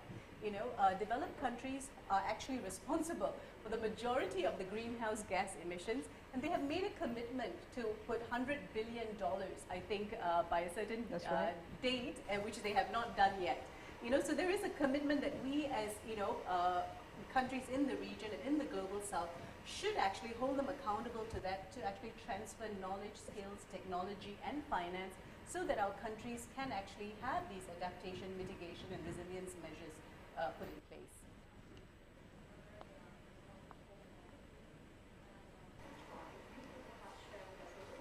About when it comes to climate change, what are some perhaps longer term actions that Malaysia could adopt looking towards the immediate future? Yeah, thank you, Tamina. I'd like to echo, you know, what Dr. Sugu, Dr. Sharina, and also, you know, Siva, you know, have put forward. And also drawing lessons, you know, from where UN and also the entire UN system has worked across the world, different countries. I think for, you know, for any policies, public policies, or in this case, more specifically on climate change, for the policy, law, plans and programs to be able to respond to the unique role and needs of women and girls against the threats and also risks of climate change. At the longer term, we will need to definitely improve women and girls' access to technical education and also professions. You know, either, you know, for example, being an energy engineer or meteorologist, you know, climate scientist, you know, access to science, technology, you know, STEM education. These subjects is very important, because we need to have the pool of knowledge and skills for women to be able to engage in meaningful and informed decision-making process, you see, yeah, and also solutions production. Second is to ensure women to have equitable access and also to productive and also financial resources. For example, you know, financial resources for social, environmental startups, or what Dr. Sharina says about social protection, or even, you know, any women who is interested to embark on green businesses, which is it could be a micro, small or medium enterprises. We should make that kind of access available to women. Third, involve more women in sustainability and also climate change decision making at all levels of decision making, be it at the parliament, cabinet, federal, state, and local governments, or even, you know, in moving to private sector, what's the corporate decision making? Yeah. Fourth, provide enabling conditions or even create the ecosystems for women to take part in green economy transition. Especially, you know, Malaysia made a commitment to transition, you know, to achieve net zero carbon by 2050. I mean, so this will require a transition from the current fossil fuel-based economy to a green economy. So which, I mean, you put it in give a more concrete example, it will be how does women can broaden off-grid access to renewable energy, increase clean energy in the energy mix in supplying the grid, or even changing of consumption patterns, that can reduce the carbon footprint. And women can play that role, you see. Yeah. And fifth is to improve the management of data and information on gender and environment, or gender and climate change. That means, from the collection, from the analysis, and also how these will be used to inform policy decisions. Yeah. Thank you. Thank you so much for that, Pek Chuan. I think that was most comprehensive, particularly the parts where you spoke about providing the enabling conditions and systems, because these are the most specific areas that marginalized women overall, who need them the most critically, are the most excluded. Right. So from there, as we move towards closing the discussion and opening up the floor for the audience questions which may have come in via the United Nations as well as Astro Awani social media platforms, I would like to get final thoughts about aspirations for Malaysia being more gender responsive in its climate change actions. I would like to start with Dr. Sugumari first. Thank you. I'm always the first. Yeah, so final thoughts. As I mentioned earlier, the gender responsive policies in Malaysia is still at a very early stage, so there's a lot needs to be done. And I believe that even though we are a country that have been responsive in terms of gender and the development in its overall policies, but we need to have more discussion like this, and also we need to work together with all stakeholders to come up with good gender responsive policies. That is, I believe, is very important. And of course, at CASA level, we are looking into the climate change policy, but we need to rope in the Ministry of Women to work together, as well as all the stakeholders. So this is just not at the government perspective, but I believe all stakeholders, including NGOs, would be able to give us a very good, clear policy for us to develop a very clear policy. So we need to get those information, and of course the data that is mentioned is very lacking, and that's something that we at the government level also need to look into that. But I believe working together can address this issue. So we need to have more gender responsive policies. And apart from that, yeah, we have policies. The question they always ask is, in terms of implementation, it's not there. But I believe if we work together, that can be done as well. So we basically, as women, we play an important role in addressing climate change, as mentioned by all the panelists. So this is maybe because of the, no offense to the men, but the strong stature, the motherly instinct, the knowledge and understanding of what is needed to adapt to a changing environment conditions and contribute to practical solutions that can be done easily by any women. But we need to have the means, and we need to be more active in the role and as well. But I am also proud to say that there's a start, because in my climate change division under CASA, we have at least 70% of women looking into the policy. So let's hope for a new start, and let's hope for the betterment. Thank you. Dr. Sugumari, and very heartened but also completely unsurprised to hear that it's 70% women in your department. From there, I'd like to move on to Dr. Sharina, and you sharing with us your final thoughts, Dr. Sharina, about aspirations for Malaysia being more gender responsive in climate change actions. And perhaps if you'd like, you can narrow it down to the island, the coastal peoples of Malaysia, where your research and your advocacy and your awareness efforts also focus on. Thank you, Tamina. I think Ms. Gan and also Dr. Sugumari has, and also Ms. Sivananti has already encapsulated everything that I would like to say. But if I am given this chance, I would like to again call for, as what Dr. Sugumari has stated, that we need more discussion and more sharing, like what Ms. Sivananti has said, because actually the climate resilient measures, the adaptation, a lot of communities have their own ways of how they have been able to survive, whenever they are faced with, catastrophe that are related to the climate. And but then these are not really shared. So similarly, goes to like, island people have different way of adaptation, and people in the mountain area, people in the lowland, they have different ways. I'm not saying that it's like one size fits all approach, but all of these climate resilient measures, are they being shared widely enough? So this is a question mark.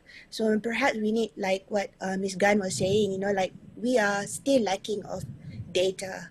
So, and we are also lacking of a place to put all this data that are open access, that everybody are able to utilize. But we see that now the role of digital, social media, their technology, these are all coming into play, and it's very helpful to make it viral in a positive sense, to help out communities out there. So really that kind of essence of kita jaga kita, that kind of spirit needs to be widely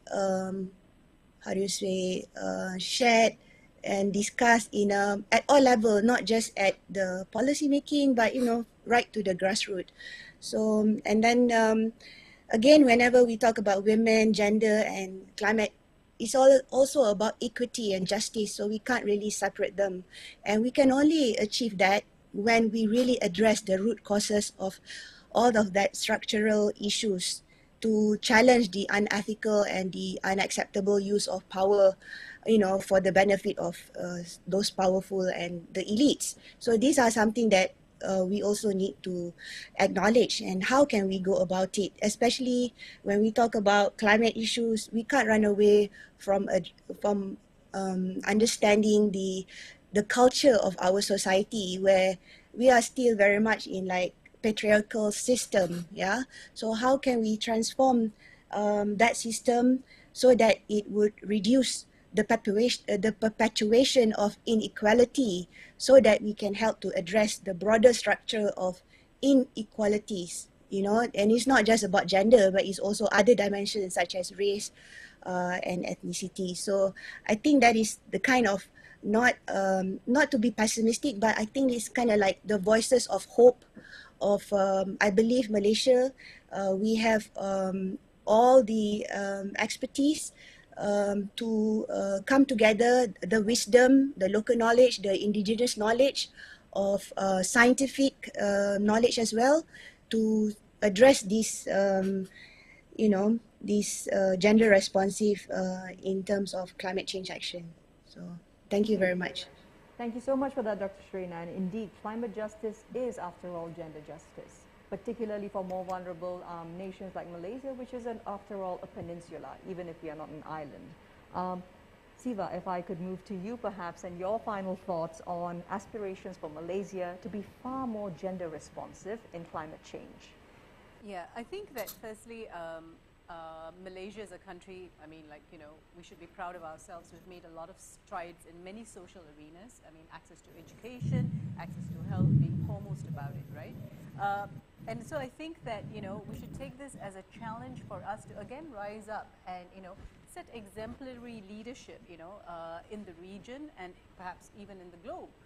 On how a middle-income country can actually, how do we transform, right? Because we all know that less developed countries have particular kind of issues, and high-income countries have a different set of issues. And because we are caught in this middle-income type of trap, how are we going to transition to a better place? I think it's going to be an example to not only for ourselves, but also for other countries in the region that we can learn from. So perhaps we can take a leadership position on that.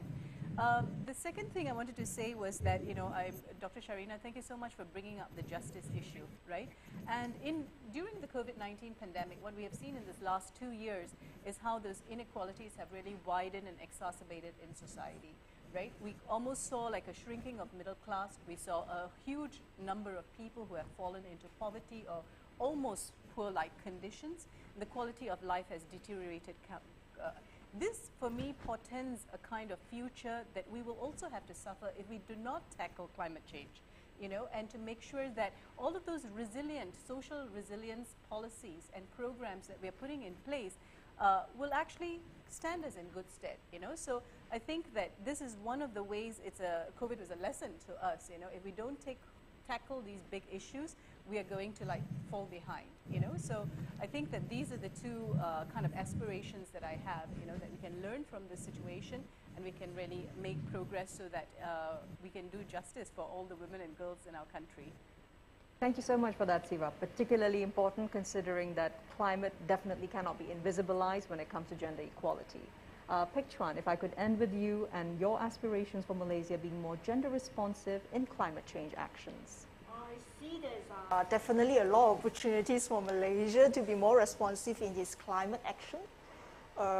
You have the opportunities, entry points are available since Malaysia is now reviewing and updating its national policy on climate change. I mean, as Dr. Sugu said, the ministry is also working on developing the long-term, you know, low-emission development strategies. These are all very good entry points, you know, for women, you know, active women participation in these policy, you know, dialogues. But at the same time, I also see that a lot of opportunities already happen at the grassroots. For example, you do have social innovation facility, the ecosystem setup, you know, led by the Ministry of Science, Technology and Innovation that encourage a lot more, you know, social entrepreneurs and environmental entrepreneurs in coming out with local solutions or, you know, traditional knowledge solutions that can be nature-based or technological-based. So these are all encouraging signs, you know, for all of us to work together. Yeah, be it women, men, or different gender groups. And I just like to end that, you know, United Nations Malaysia stands ready to provide all the support that we have in all these important endeavors. Thank you. Thank you so much for that, Pek Chuan. Wonderfully put. Now back to Christine. If you have any questions from the audience who are joining us online, please give them to us. Yeah, so we haven't received any questions from Zoom or even YouTube, but I do have one question. So collaboration was often mentioned throughout this panel discussion. So are there any thoughts on how CSOs can support effective collaboration and play an effective role in gender and climate change, and how can the UN or even the public enable this participation? Right.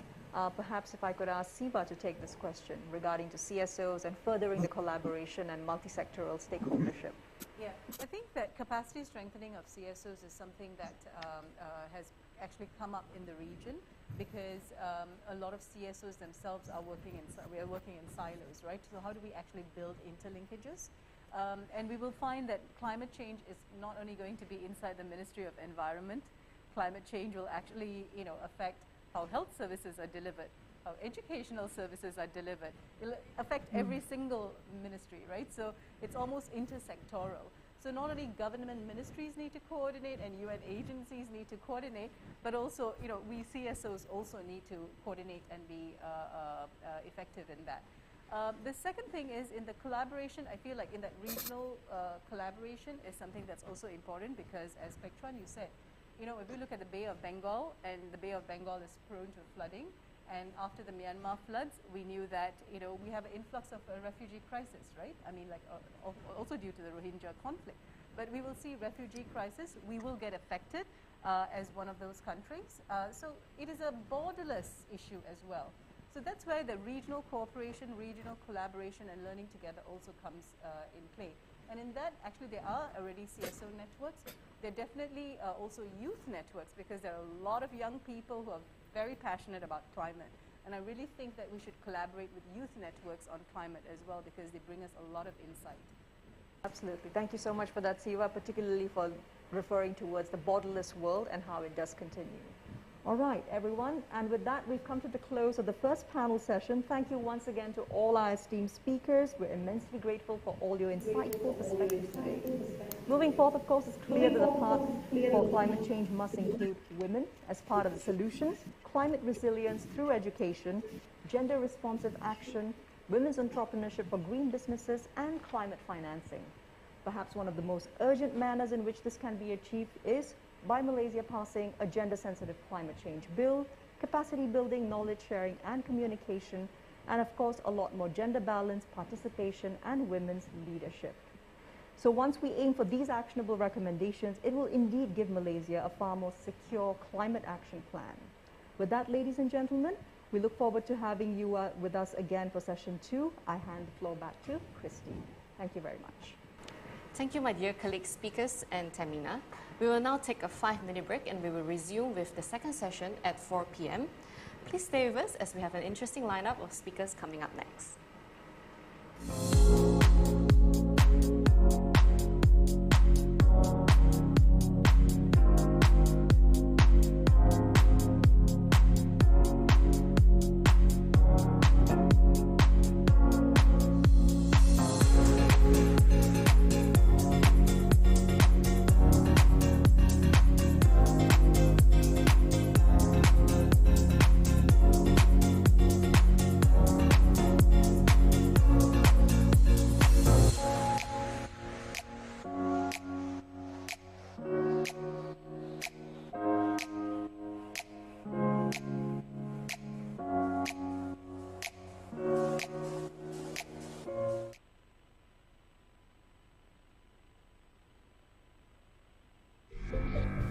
Earth, our only home.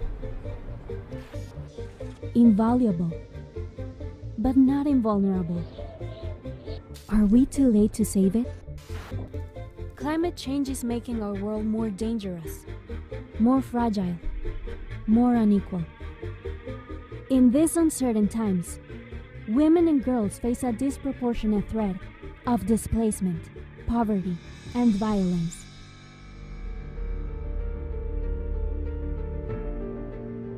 But women and girls are also a powerful force in climate action.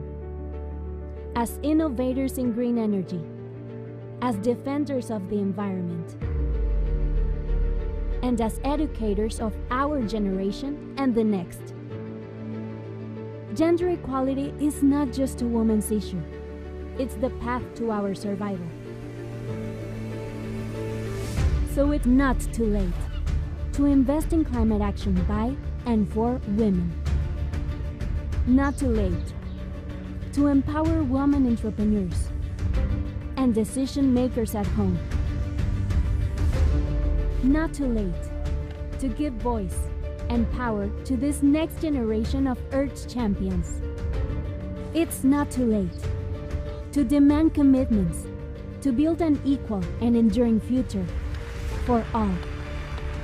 Championing climate action by and for women and girls is the key to saving our planet. Join the fight for gender equality today, so that together we can create a sustainable tomorrow. It's not too late.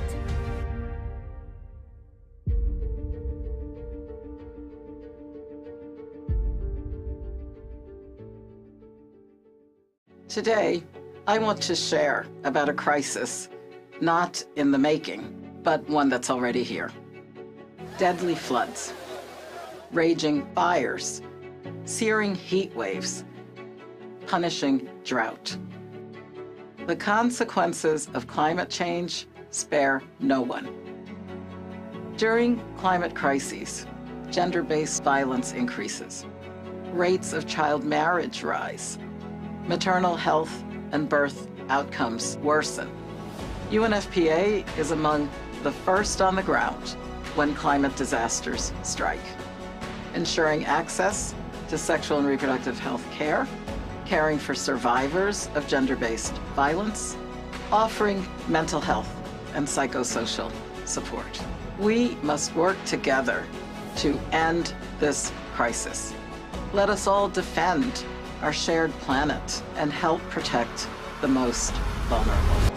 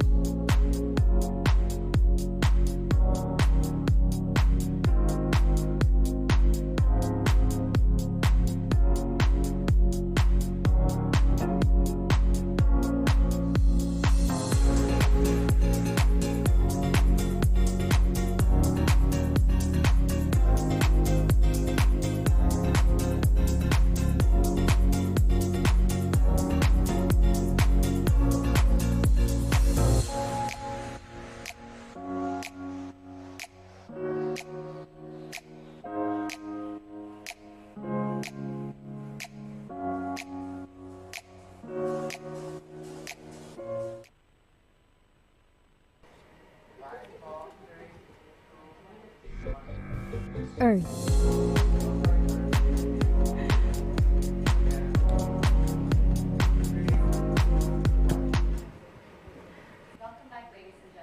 To the International Women's Day 2022 Virtual Forum with the theme Gender Equality Today for a Sustainable Tomorrow. We are now entering the second session of the day with the topic Environment Exemplars, Women Leading the Change. And over to you, Tamina. Thank you so much for that, Christine, and welcome back, ladies and gentlemen. I'm Tamina Kausji, and it's my pleasure to be taking you through these sessions for United Nations and Malaysia's virtual IWD 2022 Forum. So session 2 of the forum, of course, focuses on showcasing and celebrating women leading the charge in climate and sustainability actions. This session is all about their visions, hopes, dreams, and thoughts on how women are a catalyst for change in climate change, disaster risk, and resilience. Women's leadership is indeed that owning gap when it comes to gender equality. Perhaps nowhere more critical than the ongoing climate crisis. This session thus focuses on understanding and celebrating women's leadership and contributions to climate change mitigation and adaptation actions, and in a broader context of environmental sustainability in their respective sectors. It is now my pleasure to introduce our esteemed speakers who will all be joining us virtually. Our first speaker is Jasmine Irisha Jim Ilham, Climate and Environment Consultant with UNICEF Malaysia. Now, Jasmine is a youth mobilization expert on climate action and experienced sustainable development researcher at the Science Policy Practice Nexus. She was the former manager of the Malaysian youth delegation to UNFCCC, where she tracked the climate change negotiations. Hello, Jasmine. Thank you for joining us. We also have with us, right after Jasmine, logging in also, Yang Berbahagia Professor Dato' Eileen Tan Shahwai, Director of the Center for Marine and Coastal Studies with University Science Malaysia. Now, Prof. Dato' Eileen's field of expertise is in marine science, specializing in mariculture and conservation of mollusks. She is now actively encouraging the rural coastal communities in other states in Malaysia to culture oysters to promote green aquaculture, as well as to create a sustainable income for the local communities, besides creating a balance between profit and environment protection. Our third speaker is Margarita Naming, Senior Research Officer with the Sarawak Biodiversity Center. Now, Margarita leads the Traditional Knowledge Documentation Program and implementation of access with prior informed consent and benefit sharing with ethnic communities in Sarawak, based on the state's biodiversity law on access and benefit sharing, or ABS. Our last speaker, but certainly not least, is Arina Kok, partner with Climate.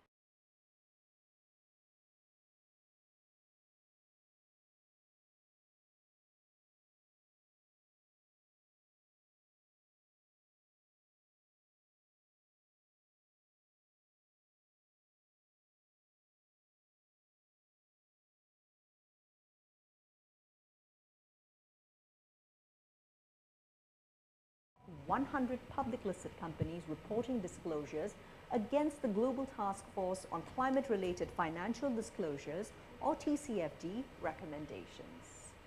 All right, now that's our entire panel. Very good afternoon to you all, ladies. Thank you all so much for taking the time and for logging in virtually to join us. Let's begin, and I would like to open this discussion to the floor by beginning with, based on your experiences, first and foremost, I would like to ask Prof. Eileen, please share with us about your participation and contributions in climate actions, perhaps even your role as an agent of change in climate change, disaster risk, as well as resilience. Okay, thank you, Tamina, for the nice introduction. First of all, happy International Women's Day to all the amazing women out there. I am a marine scientist, and most of my talk, my sharing will be focused on the ocean. Climate change, ocean acidification, overfishing, marine resources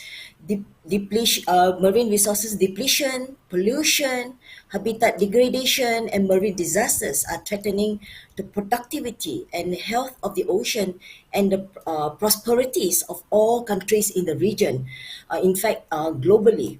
So I strongly participated in the climate change action through community awareness, communicating science and scientific research.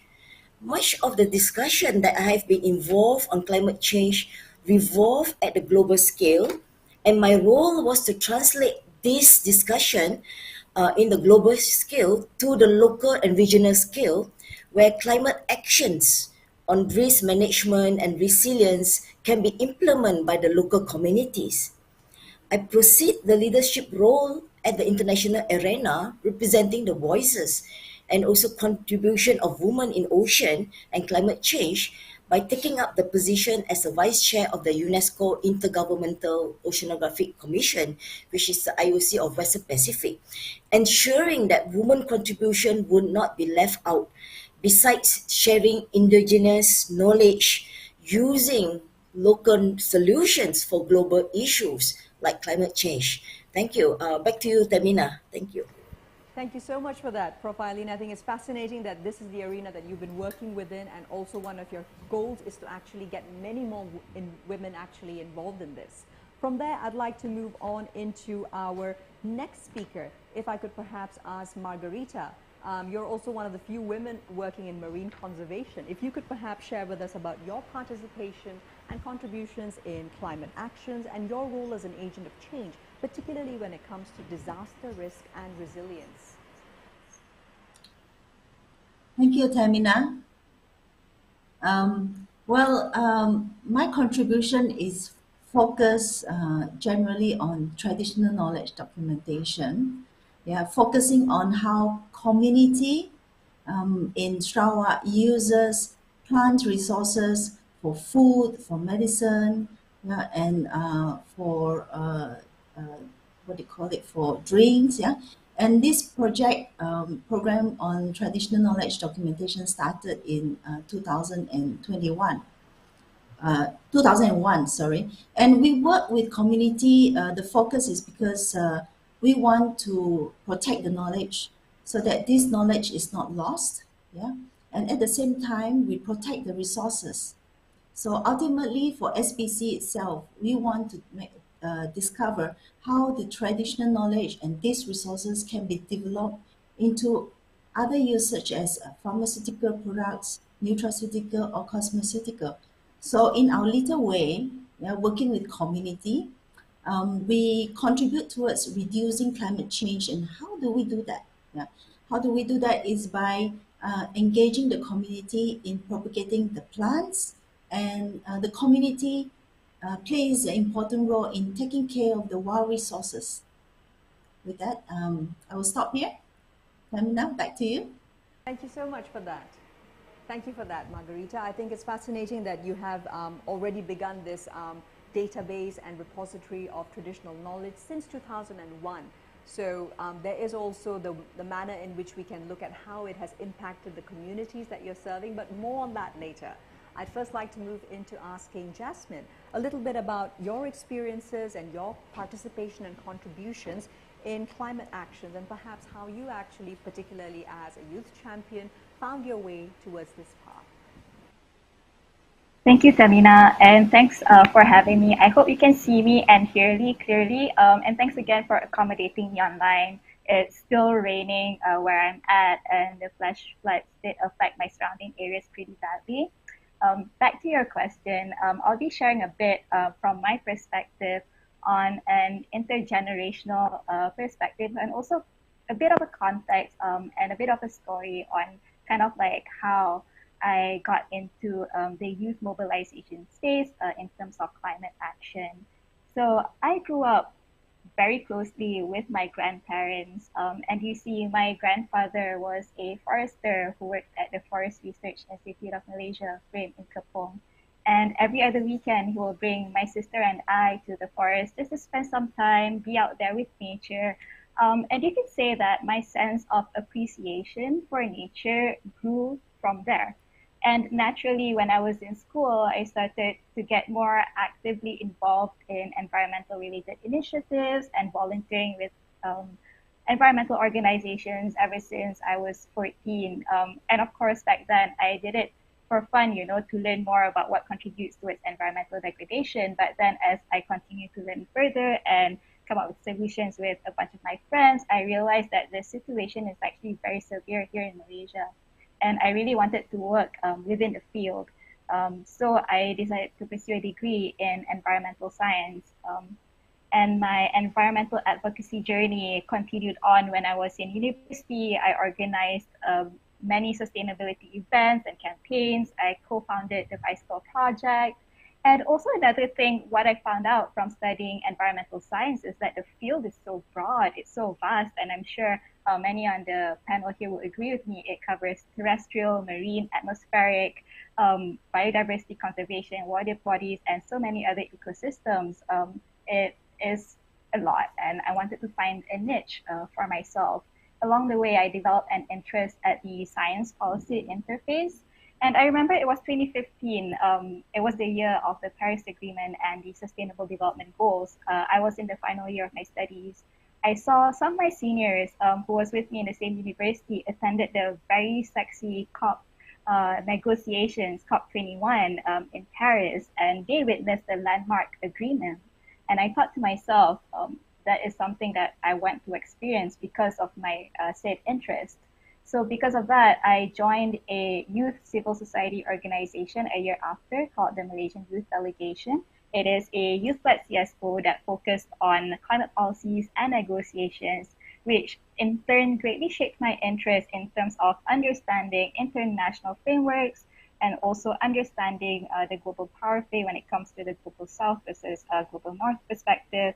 And there's just so many young people vibrantly being involved within these discussions. And while volunteering with MYD, I was also a researcher at the Sustainable Development Bank before pursuing my master's. And I guess from there, the pathway or my journey, you could say, kind of revolved around climate change, and my work in itself have revolved around climate change ever since. Thank you. Thanks so much for that, Jasmine. I think it's really inspiring how your journey actually began perhaps a lot earlier than your actual professional career in climate, environment, and sustainability. More on that a little bit later. Perhaps if we could move now to Arina. Arina, I would really love to know about how you got involved in the sector that you're currently in with EY, and how that, of course, relates back to climate change, disaster risk, and resilience, but of course, from a private sector perspective, and perhaps empowering and engaging those who can make the most critical difference to Malaysia's response. Thank you, Tamina. And first and foremost, thank you, United Nations Women, for the opportunity to share some of the critical things or work that we were doing at this point. So to give a quick background, I was a financial auditor for about 9 years, covering the shipping, oil and gas, property and construction, retail, as many sectors that you can think about that actually is what we're seeing in the whole broad economic ecosystem. Now, what has shifted my purpose and passion was very much after looking at operations and profitability of company for a very long time. The experience I had going on the ground, going to oil platforms, the factories and spaces and all, I think at one point of time, I think I was able to see the value that businesses could bring when it comes to not just climate change, resource management, but things like human rights, labor management, and workforce. So part of my journey to pivot was very much when Bursa came up with this requirements in Malaysia to actually drive sustainability for all listed companies. This was where it was a golden opportunity whereby I actually pivoted my career, had a very good combined team of health and safety officers, green building experts, environmental scientists, as well as engineers coming together within a coordinated team to drive sustainability strategies, solutions, end-to-end discussion with senior management. So what I have done in pivoting to the career was also to move towards being a certified lead auditor for occupational health and safety, as well as on environmental management. So it's as good as you have your core skills as an accountant or an auditor, but you add on secondary or third skill sets when it comes to health and safety and environmental management. So that hybrid, and I do believe that that's going to be the future workforce of tomorrow, having a secondary and third knowledge, understanding where the interconnections are, because part of the key work that we do is to bring the measured outcome from E, S, and G into the financial consideration. So this is where we are seeing in various sectors that we're supporting. For example, you will see a lot of leading companies, private sector, even government setting a carbon neutral. Like in Malaysia, it's a carbon neutral target, but we are seeing the likes of Tenaga setting an aspiration to net zero, Maybank net zero as well, 2050. And these are the companies whereby to get to a net zero is no longer a profitability goal or target. It requires strategic understanding and measurements of emissions. So part of my role is really to have that holistic broad view of understanding what are the key strategies to drive not just profitability, but embedding the environmental and social aspects into business or corporate strategy. So hopefully that gives a sum up of what we're doing on the ground. Thank you so much. Thanks, for that. Amina. Thanks. I think that's an excellent introduction into what exactly the ESG sector, when it comes to corporate governance, is responsible for, and how that is such an essential element of the climate change and risk mitigation dialogue. Right.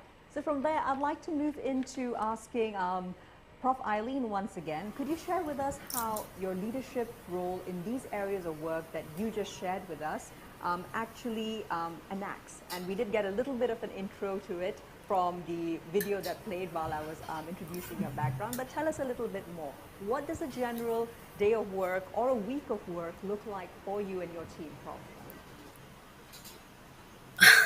Thank you. Well, it varies, you know. Sometimes I can sit in the office the whole day, and sometimes, you know, I'll be going around trying to convince the policymakers into convincing them the importance of environment. And sometimes I'll be talking to my students at a different level.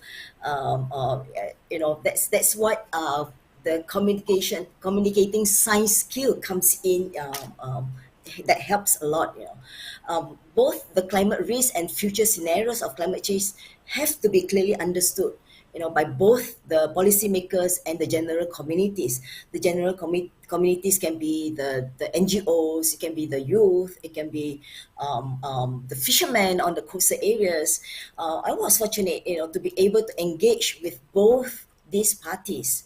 You know, the former, you know, with the policymakers, needs to go through the top-down approaches where the national and state level policies need to be initiated. One such activities is my push for the creation of the Meadowbank Marine Sanctuary in Penang. I think the video actually shows some clips of the seagrass beds in Penang that I've been working on. It's important to actually convince the policymaker to prioritize marine ecosystems for climate resilience and food security. And this initiative has been fully supported by the local government, policymakers, and also the communities. And second, you know, I spend a lot of time also trying to engage with the general communities through public awareness and participation in climate resilience and their implication on downstream activities. I have to share with you, you know, something very, very interesting. You know, at one time I have to try to communicate with I was invited to a talk in a preschool event, and I have to actually think, you know, it's really difficult to think, how do I talk about climate change with 6 years old audience? You know, it's really very challenging and fulfilling in certain ways, you know.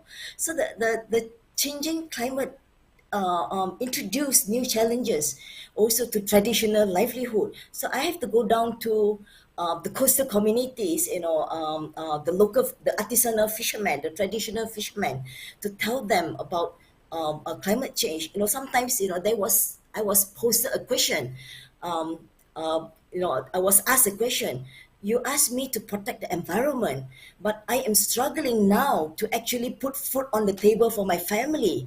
And you ask me not to harvest so much. That took me aback. That is very relevant. It is very relevant. How do we now trying to make a better life for them, and trying to balance, educating them and understanding them, of their livelihood and what they are struggling. I think that is something. It's a learning process for me also, despite my 30 years of working in this field. And also I also play a role on behalf of women, not just women, but the community from the region, community from the developing countries, playing a role to ensure our voices are heard at the global arena, expressing our concerns towards climate change. For example, like the case that I've shared, the concern of the farmers, of the fishermen that cannot even put food on the table, and how do you ask them to control on their harvest? That sort of concerns is not being heard in the global arena. So I would try to bring all these voices from the developing country to the developed country, and see what we can come up with a solution. I think I'll stop here for a while. There's many to share, and sometimes is some of them it can be very touching, and it gives us a challenge being a scientist. How to balance what is right and what is wrong, and how to make best of our knowledge for the community. Thank you. Back to you, Tamina. So much for that, Prof. Eileen. I think it's really important that you actually organically emphasize the intergenerational aspects of conservation all the way across the life cycle, from someone who's 6 years old to someone who's working as a fisherman, and how each group has diverse concerns, particularly when it comes to livelihood. Now, speaking of balancing things at the grassroots versus policymakers, I'd like to move to Margarita and ask you about how this can be a challenge, particularly coming from Sarawak, where by and large, to perhaps the uninitiated outsider, we think of Sarawak as lush, beautiful, and absolutely green, evergreen. But what are some of the on-ground realities that your leadership role in your areas of work is really addressing when it comes to climate impacts?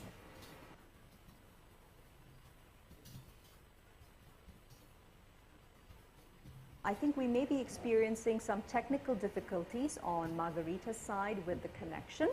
Perhaps what I'll do is we'll actually move on to the next speaker while we settle and engage with Margarita.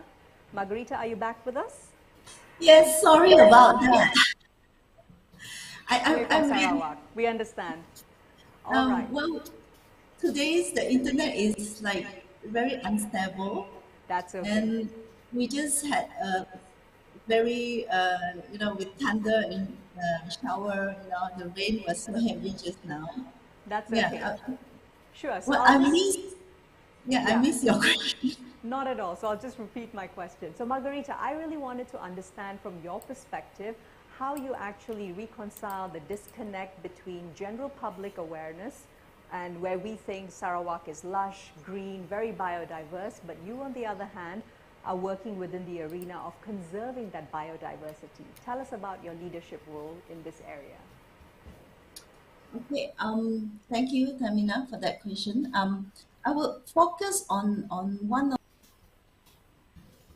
that we're working on, that is a spin-off from our traditional knowledge, because itself, of course, we think that with the rich biodiversity, rich knowledge of our communities, so it's very important that we conserve, utilize this knowledge.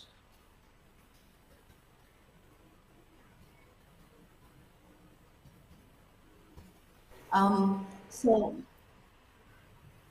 yes, so for us, for this project that I want to focus on,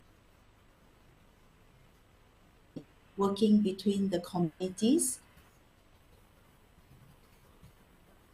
government agency. We are a research government agency funded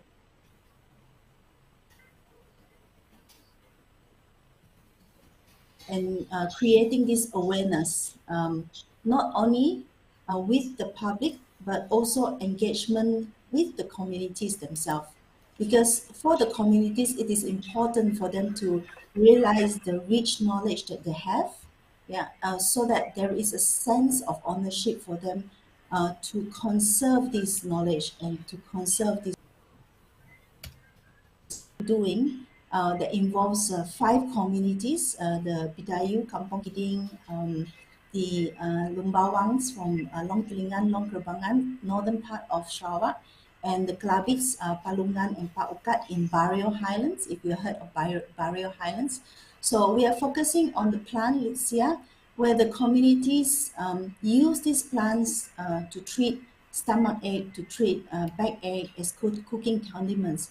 So with that knowledge, we then focus on the R&D part. How can we utilize these resources and develop the essential oil from these resources, the Lixia cubeba, into as ingredients for personal care products. Yeah? And also under the project, we work on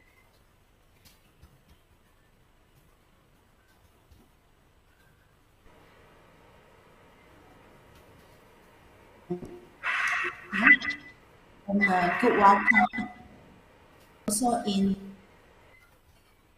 essential oil. So in terms of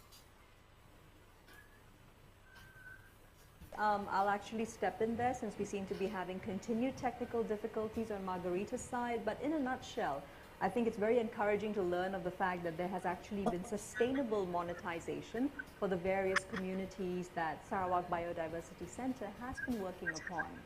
From there, let's move along into Jasmine. Jasmine, tell me a little bit about your leadership role in your areas of work and particularly how it connects back to actually intergenerational awareness, specifically for the youth, who honestly dealing with not just the pandemic, but so many other aspects of global instability. It might actually be a really overwhelming question to also be concerned with climate justice. Tell us your share of things.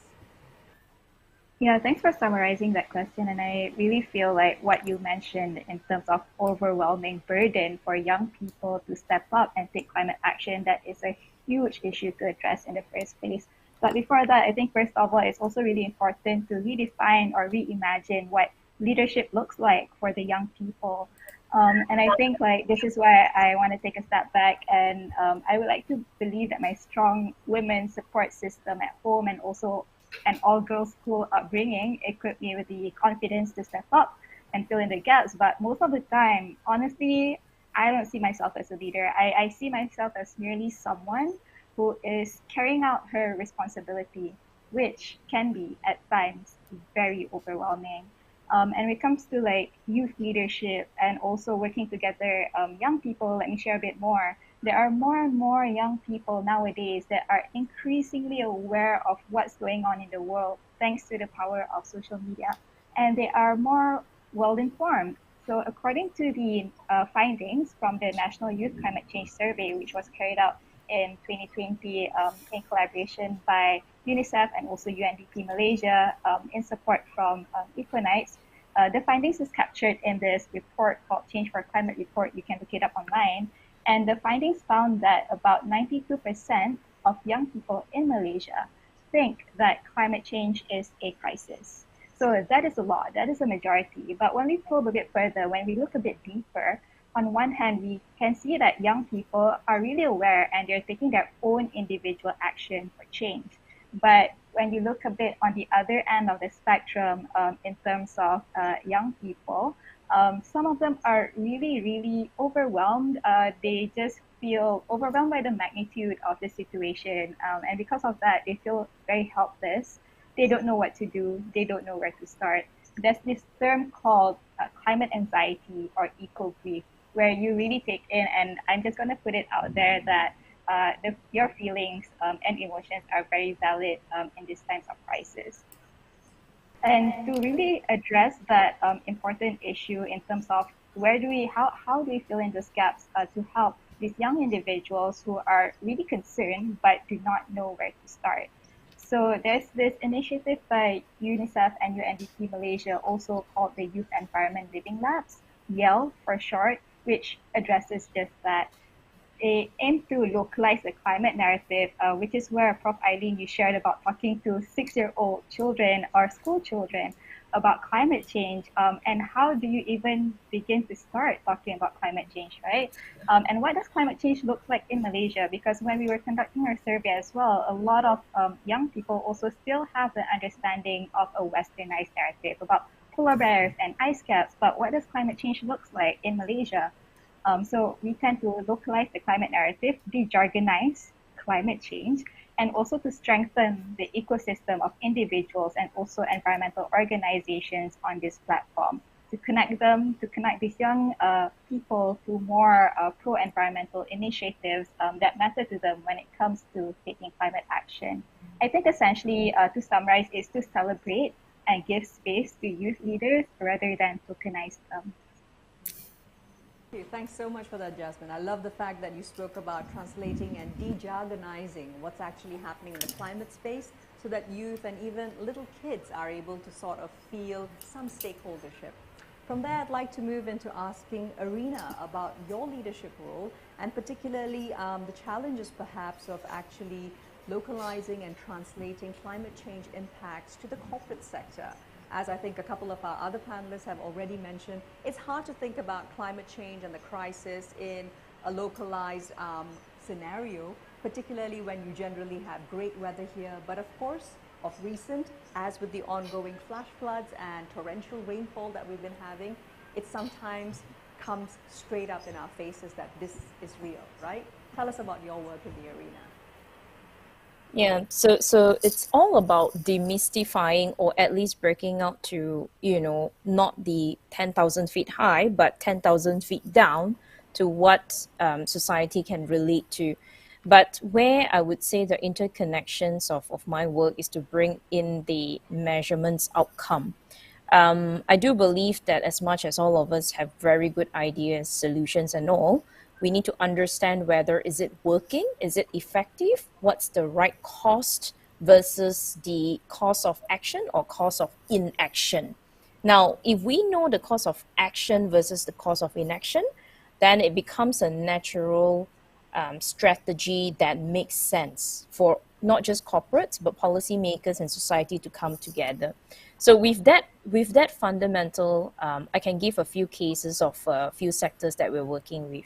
Now, when you talk about real estate, what we are seeing, the likes of our previous era was having green building would definitely be one of the, initiatives that most property and construction developer would be going towards, green building certification. But the current landscape that where we are today, it's no longer sufficient. What needs to be done is, what are your energy efficiency per square foot? What are your emissions per square foot, emissions intensity? Now, what we are seeing is global organizations who understand the impact of climate change recognizes that energy cost will continue to rise. The moment there are carbon pricing, as what we've seen in Singapore and coming to Indonesia in April, it's going to have a profound impact to tariffs and electricity in the longer run. Means our resources are finite, and the moment climate change becomes a cost, what you will see is no longer just certification that will suffice, because your profitability are affected. So now if we break it down to that common sense of profitability and cost, it becomes easier for corporates to make decision. Then we all understand that it's not just discussion of whether coal plants become stranded assets, but buildings that are inefficient will be the next stranded assets if they are not retrofit, if there is no monitoring mechanism on energy efficiency. That kind of concept can be replicated to all other sectors. It can be replicated to the likes of your petrol diesel vehicles versus your EVs. That kind of thought processes also can be, it's the same concept. What's the cost of action versus the cost of inaction? and where are the timeframes to action and position the business. So those are the critical parts that we have been putting out to show that, when it comes to the tipping points, at what point the new technologies become scalable. We talked about renewable energies 10 years ago versus the price 10 years down the road is very different. Now, the landscape that we are today, right, we need to understand what action needs to be taken to drive innovation. In our lifetime, we are the era that have gone through from Nokia phones that doesn't have Facebook to now, as what Jasmine has mentioned, information is at the tips of your finger. If you take the strategic data, you can make sense of a lot of whether your solutions are fit for purpose or not.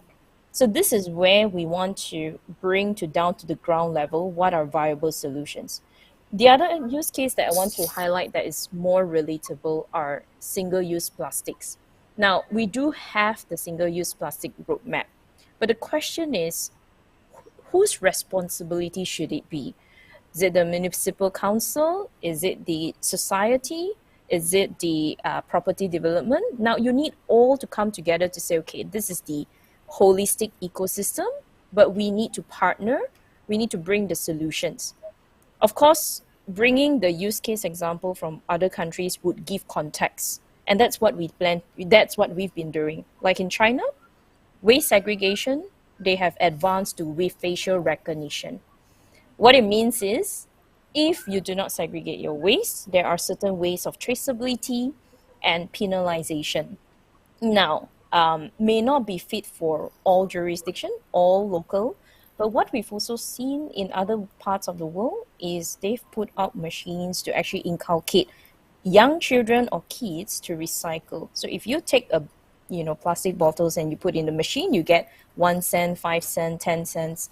And that already inculcate at the grassroots level the need to recycle some of these plastics.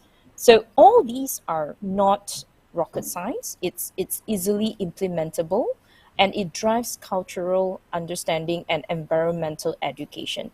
But to a certain extent, you need to drive that strategy. And sometimes how often are we able to value how are we able to value the cost of action and inaction if we don't measure the scale?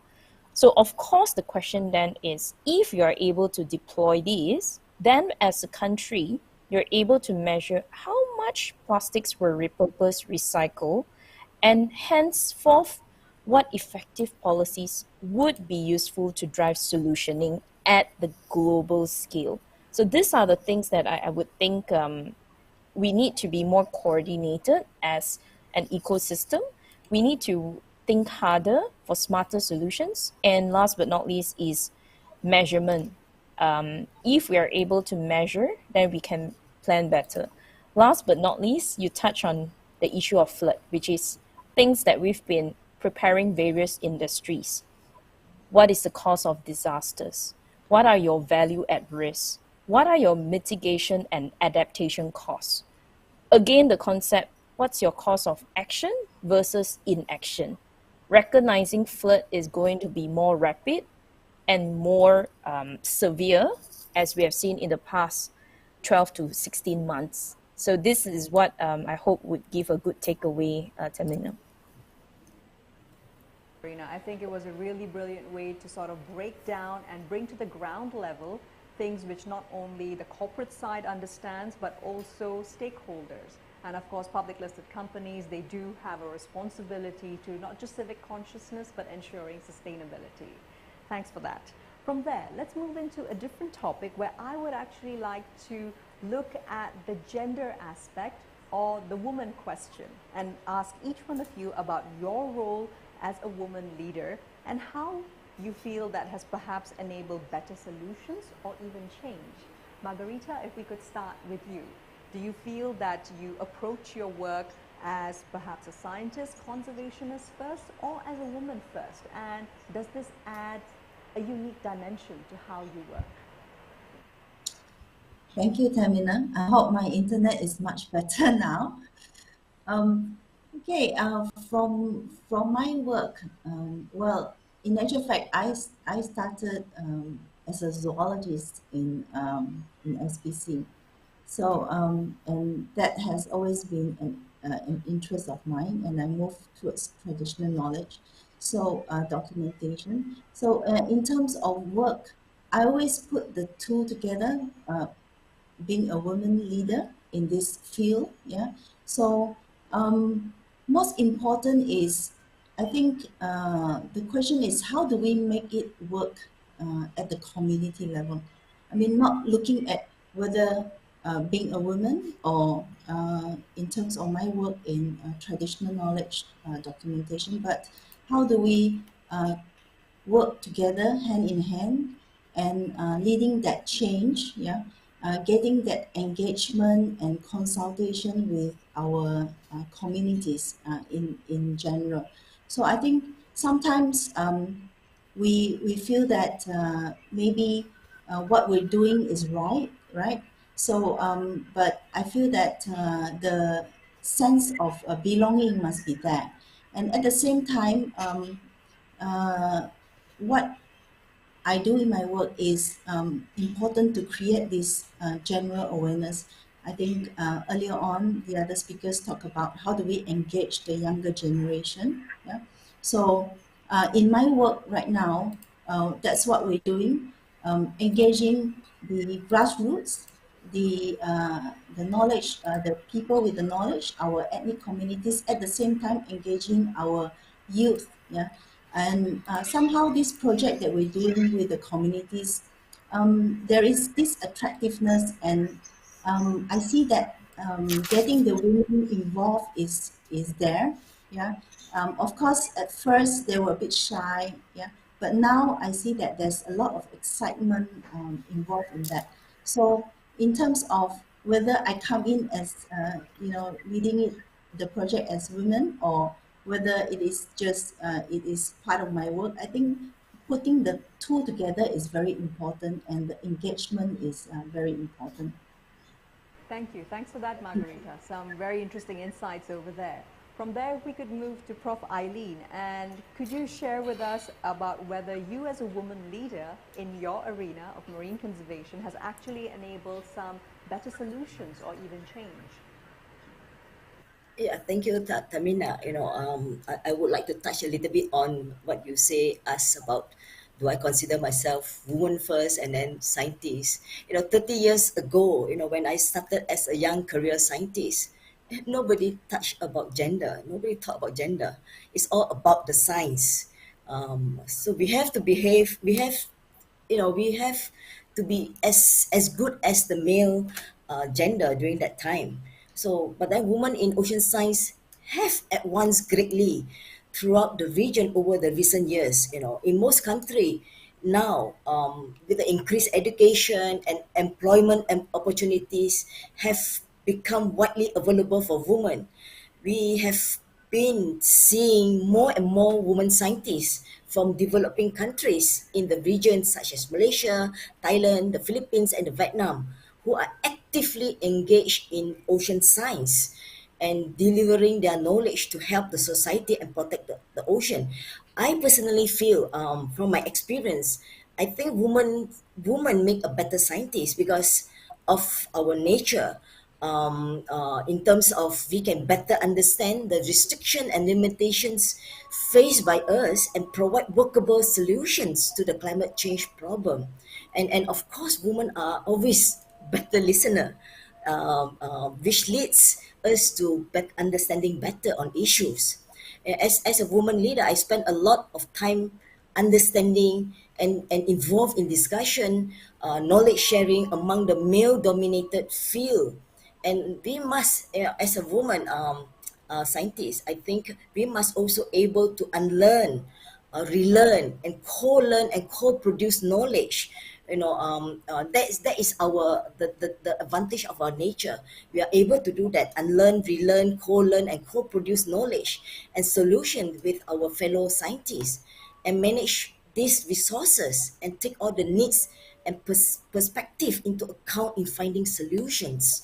I think that is advantage of being a woman, because it builds in us, it comes naturally, most probably is embedded in the X genes. Back to you, Tamina. Thank you. For that profiling. I think it's a really good way in which to track how things have changed over the decades. And once again, perhaps there is a gendered perspective that benefits those who are in the area of conservation and climate change. From there, I'd actually like to move into asking Jasmine. Tell me a little bit about whether you feel women leaders are actually making better solutions and change, not just from a personal perspective, but also looking at the broader global conversation around climate action, all the way from Greta Thunberg to other leading Global South female voices in particular.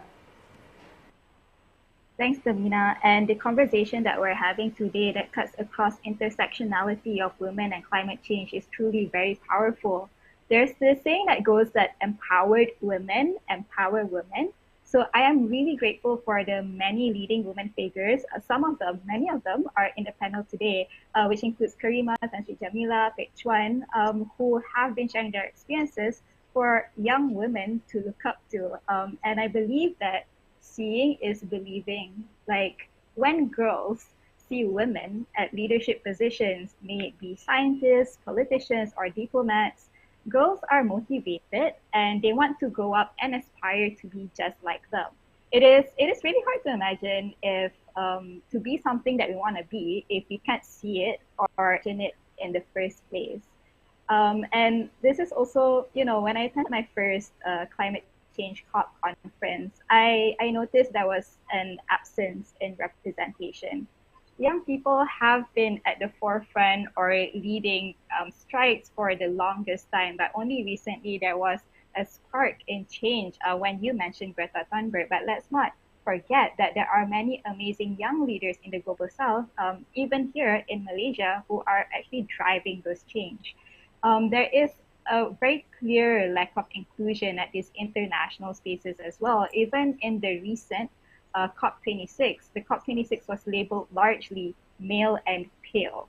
So this is where women comes in to provide a gender-sensitive perspective. And even so, the speakers before me, I would not go into detail, but they have mentioned vulnerabilities of women themselves as they are at the brunt of the climate crisis. And while women are disproportionately impacted by the adverse impacts of the climate crisis, their voices hold great power in tackling climate crisis.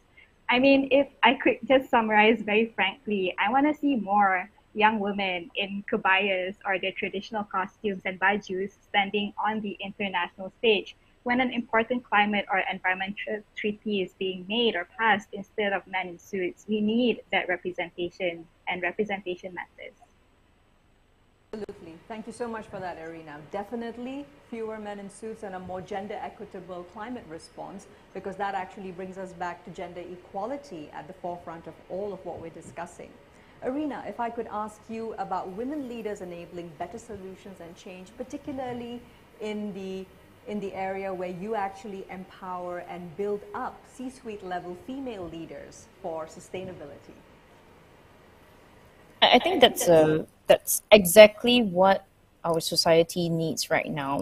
Not because that helps to balance society singularly. I think if we look at just reflecting on our day-to-day, women has always been the primary caregiver. And when we face the COVID situation, quite a number of women, fortunately, unfortunately, have to leave the workforce to actually juggle between the primary caregiver function roles. And we do see this coupled with the unemployment rate as well as the workforce shortages. These are the three key, I would say, symptoms that we see arising from the pandemic.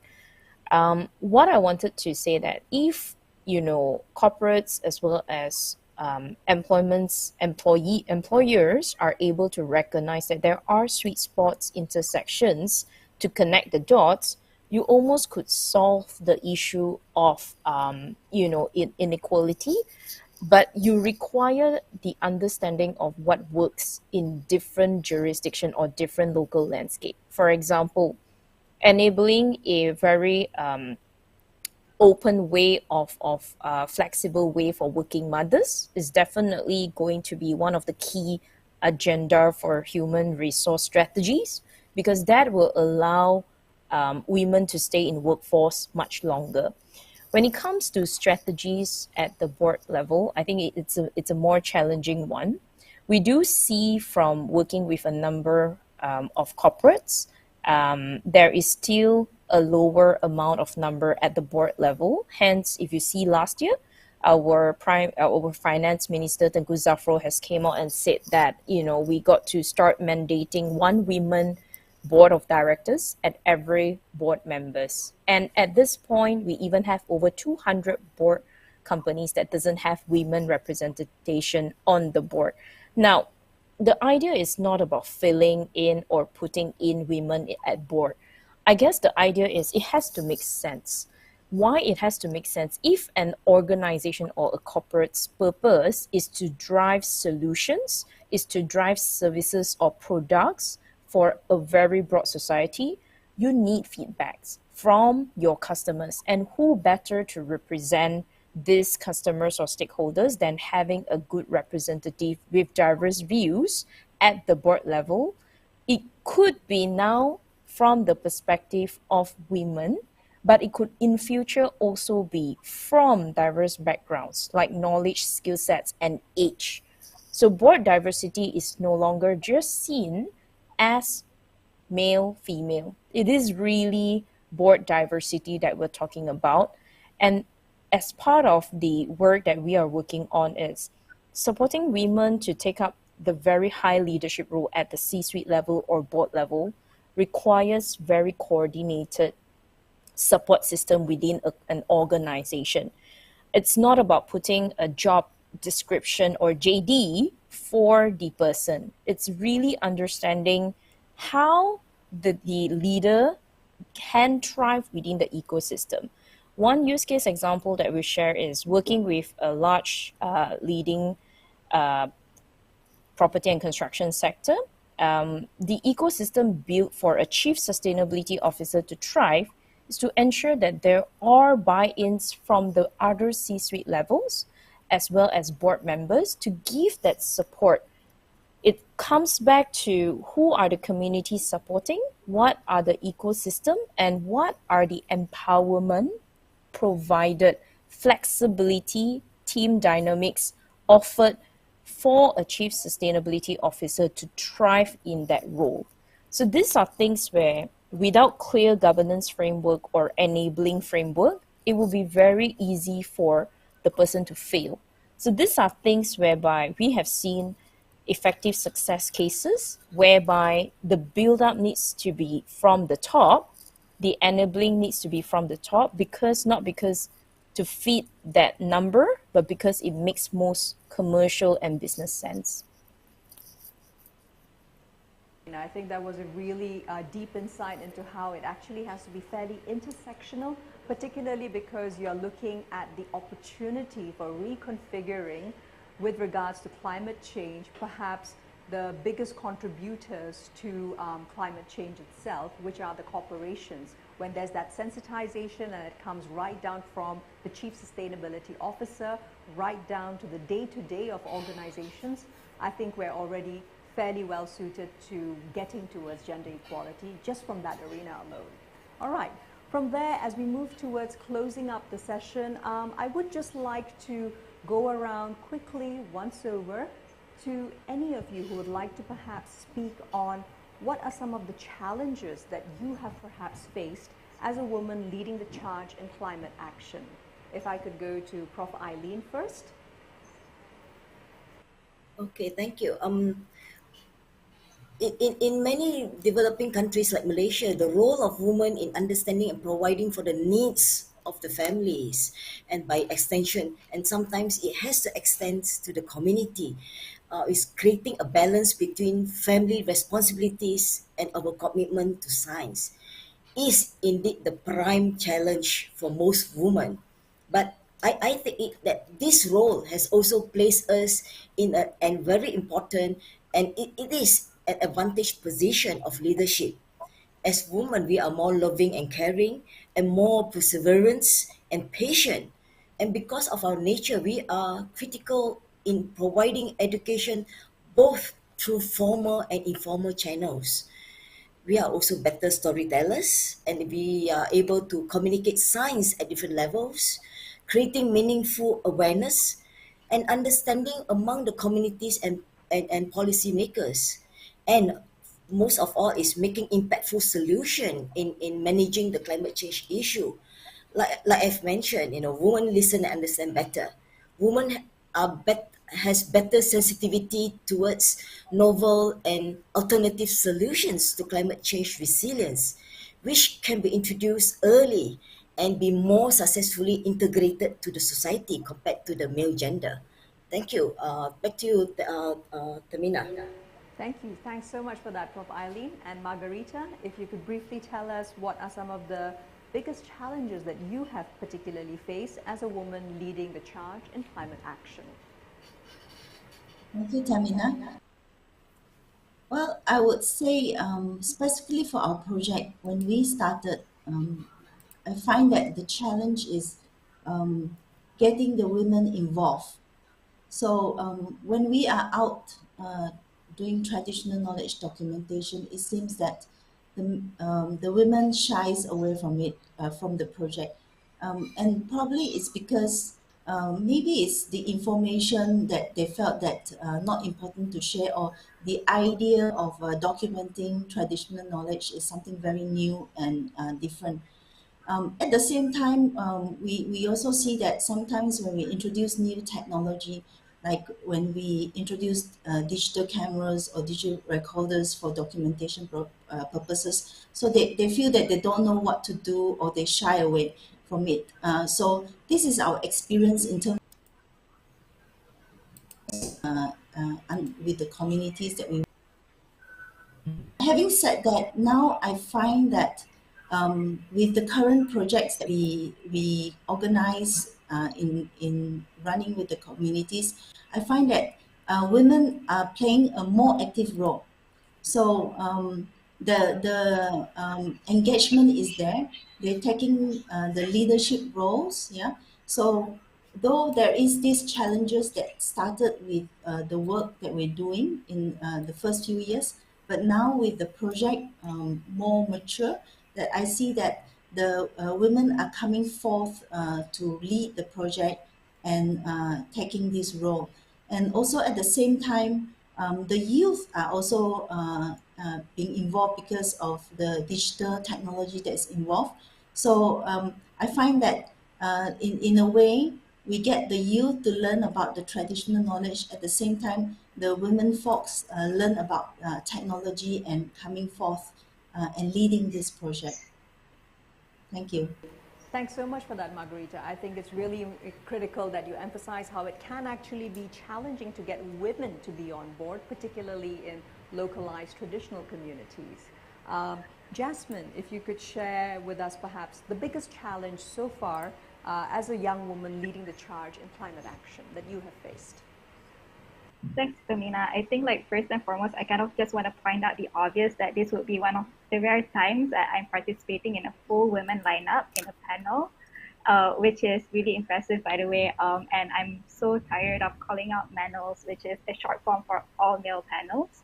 And again, this falls back to inclusion and representation, because based on my experience, most of the time, I am the only women representation on most panels. But I think it's getting better. We're improving.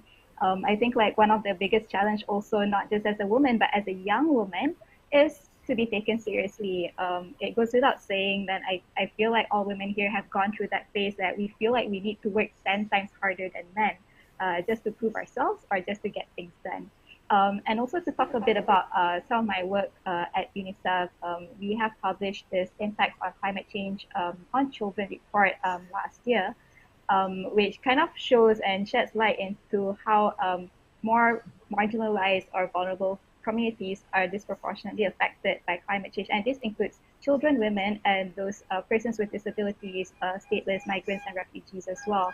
And within this report, it really identifies and lays out the vulnerability of gender biases and also how women in some areas are being affected more greatly just because of their physiology or also their experience going through gender-based violence when it comes to disasters.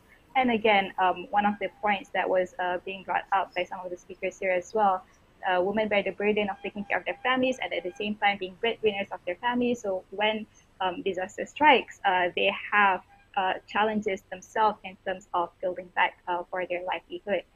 I'll stop there. Back over to you, Tamina. Thank you so much for that, Jasmine, and particularly for pointing out that this is a woman-only panel and we should be having many, many more of these, since women are only 1 out of 4 people that we see at any point in time in media, particularly especially related to climate change. Arina, if we could also have your thoughts on one of the biggest challenges, being a woman leading the charge in climate action in the corporate sector. To a certain extent, I think it's very much a very long-driven stigma that all of us at certain point of our life could relate to within our career journey. I would say that that has moved away quite a fair bit, but there are still a certain lingering stigma at instance meetings that you go in some of the engagements you have with stakeholders. There would be challenges that everyone would face because, you know, just because there are some certain areas whereby you will be challenged given this society of age that we are. But I think one thing I wanted to point out is coming this far to actually step and assume the role as the Malaysia Climate Change Sustainability Leader, I only want to share the good things that I've observed that works. Is knowledge is power. I think as you can see, regardless of gender, regardless of seniority, we live in an era where knowledge is power, reason is power. And it comes to, at every meeting, there is one fundamental that I hold on dearly to drive the confidence of bringing value. So if you think that you're going into a conversation or a meeting or a forum, your sole purpose is to drive value, unbiased value. What works in a very fair manner, no one would have the sensible audacity to challenge you because it comes from every aspect of knowledge, facts, reason, and value proposition.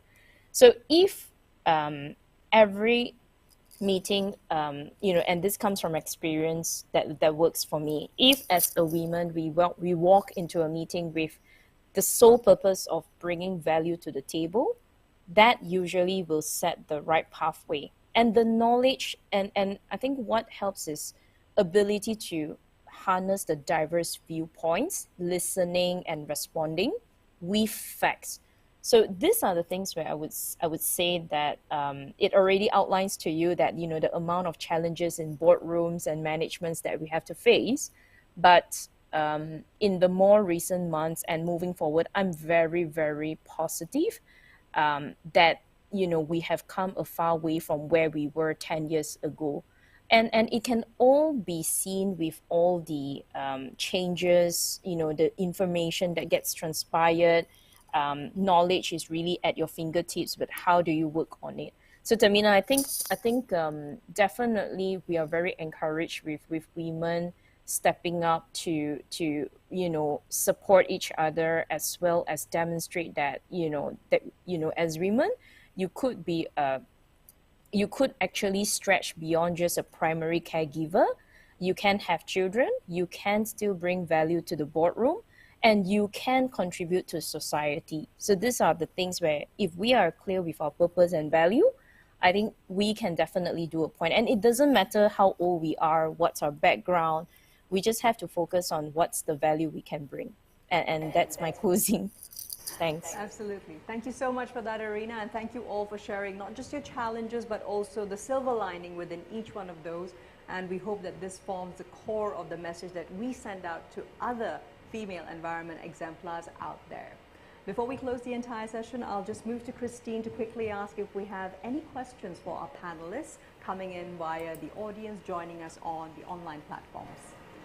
Yeah, hello everyone. So we had a question earlier, but I think it was addressed during the session. But I only have one question for our panelists due to time constraint. So can we have an example of any women-led initiative that has proven to be more effective than a man-led initiative?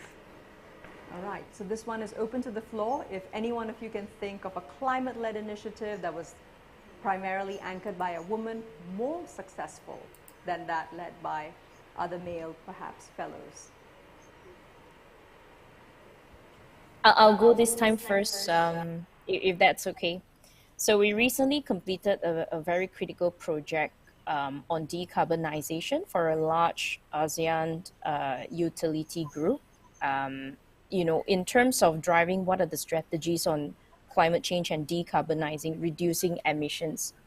One thing is it was a very coordinated and highly driven team of not just from EY but from the utility group as well.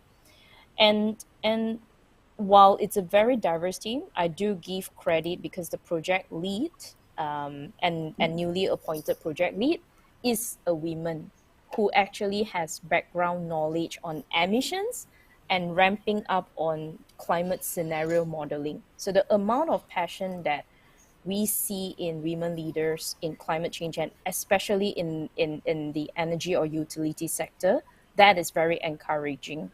So hopefully this gives an example that we see here. Thanks for that, Arena. And if there are other examples from any of the other panelists, if not so... Yeah, I'll just add on really quickly. Yeah, I think that's a very interesting point where you want to find an overlap between environmental organizations and a women group or women-led organization, right? Because most of the time in the civil society space, they don't really overlap. They both of them kind of like independently exist by themselves.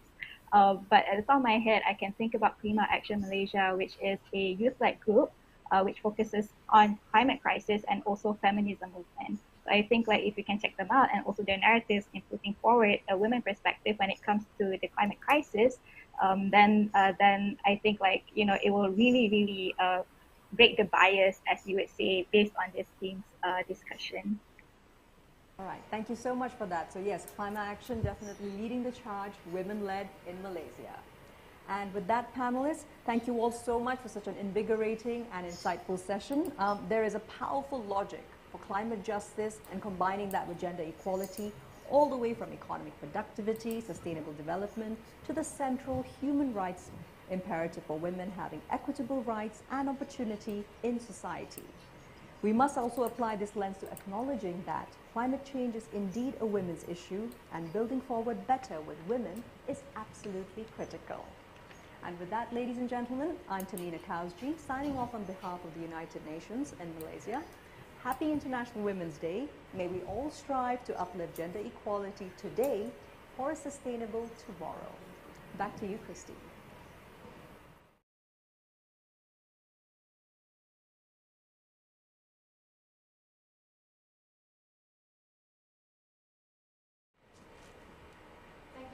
Our esteemed speakers and Tahmina. Before we close today's forum, I would like to invite Ms. Osa Turkelson, Country Representative Malaysia, United Nations Population Fund, to deliver the closing address.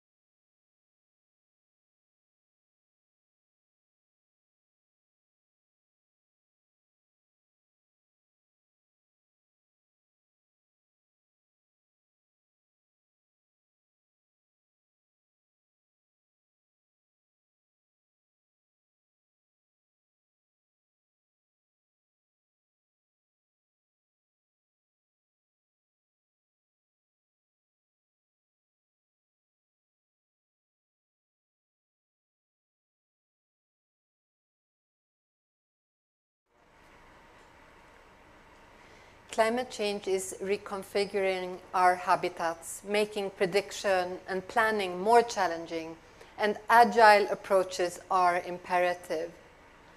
Yesterday's and also perhaps today's flood was another humbling reminder, and we send our thoughts to all who struggled in its aftermaths.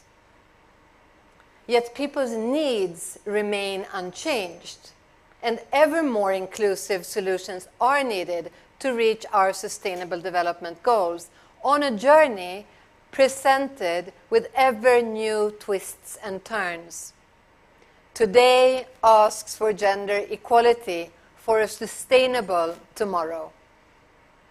Selamat petang and salam sejahtera, Excellencies Yang Berbahagia Tan Sri Jemaila Mahmud, Executive Director of Sunway Center for Planetary Health, Pro-Chancellor of Heriot-Watt University, Malaysia. Ms. Karima Al-Khoury, UN Resident, Coordinator for Malaysia, Singapore, and Brunei Darussalam. Distinguished speakers, members of the media, panelists, colleagues from the UN, ladies and gentlemen, and everyone who has followed this event online. I believe that you, along with me, have been deeply inspired by the panelists and our role models who are leading the charge calling for gender equality today for a sustainable tomorrow. The forum today has clearly highlighted that while changing climate affects everyone, it does impact the world's poorest and those in vulnerable situations ever more so, and particularly women. Women and girls are often the last to eat or be rescued. They face greater health and safety risks as water and sanitation systems become compromised, and they take on increased domestic and care work to mitigate and cope with stressors and the consequences of our shared dwindling resources. While climate change is everyone's business, clearly, women bear the steepest costs, and yet their voices need to be heard and needs reflected in policy agendas and in investment decisions. Our afternoon together has concluded loud and clear. We need climate actions by and for women. While climate change's general conditions, needs remain unchanged. For example, when looking at women's and girls' reproductive health and rights, irrespective of the natural challenges, women will continue to give birth. Menstruations will continue. And these will just become much more difficult to manage under the erratic climatic conditions. And in addition, new challenges emerge as women are often the primary caregivers, as mentioned, and have to find ways of providing care under fluid circumstances. We have seen that mental and psychosocial tolls are mounting. And paradoxically and very sadly, under these stressful conditions, gender-based violence does not take a rest. And instead, we learn in some countries that violence often increases under these stresses, while the remedies and support may be even harder to access, steepening further women's vulnerabilities.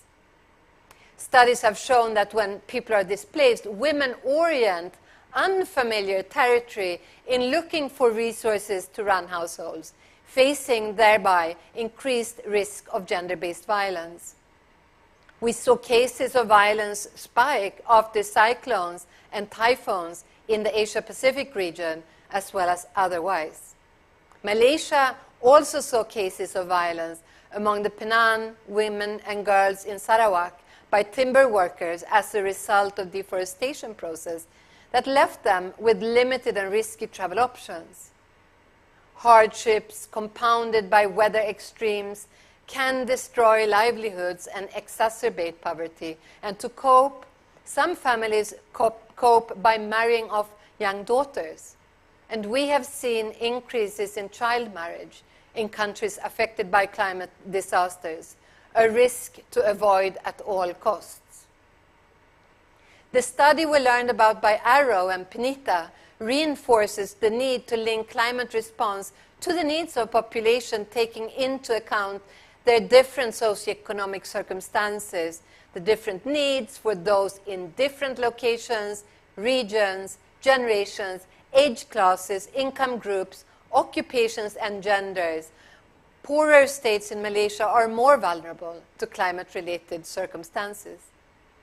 Persistent structural inequalities pose greater and exacerbate risks to healthcare, food, clean water, and other resources which are crucial to the enjoyment of one's sexual and reproductive health and rights and gender equality. With Malaysia seeing increases in rainfall during the wet period and longer drought during the dry period, and with increasing urban population, as well as inland farming communities and coastal areas, research has found that women suffer the most from the floods, especially the disabled, the pregnant, nursing mothers, and single mothers. There is a need for tailored response to women's needs. For example, to plan on how to address pregnant mothers who are expecting child delivery after or during floods when roads are cut off due to water rise, as well as the need to consult these women to mitigate the effects of floods also in Malaysia. A long and strenuous journey, for example, to a health clinic in rural areas of Sabah or Sarawak poses increased challenge to access proper nutrition, clean water, to ensure maternal, child, and reproductive health are met.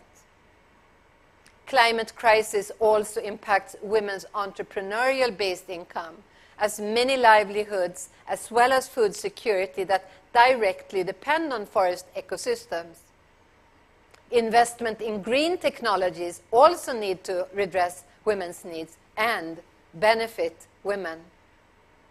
Women and girls living in emergencies around the world are robbed of their ability to take charge of their bodies, lives, and futures.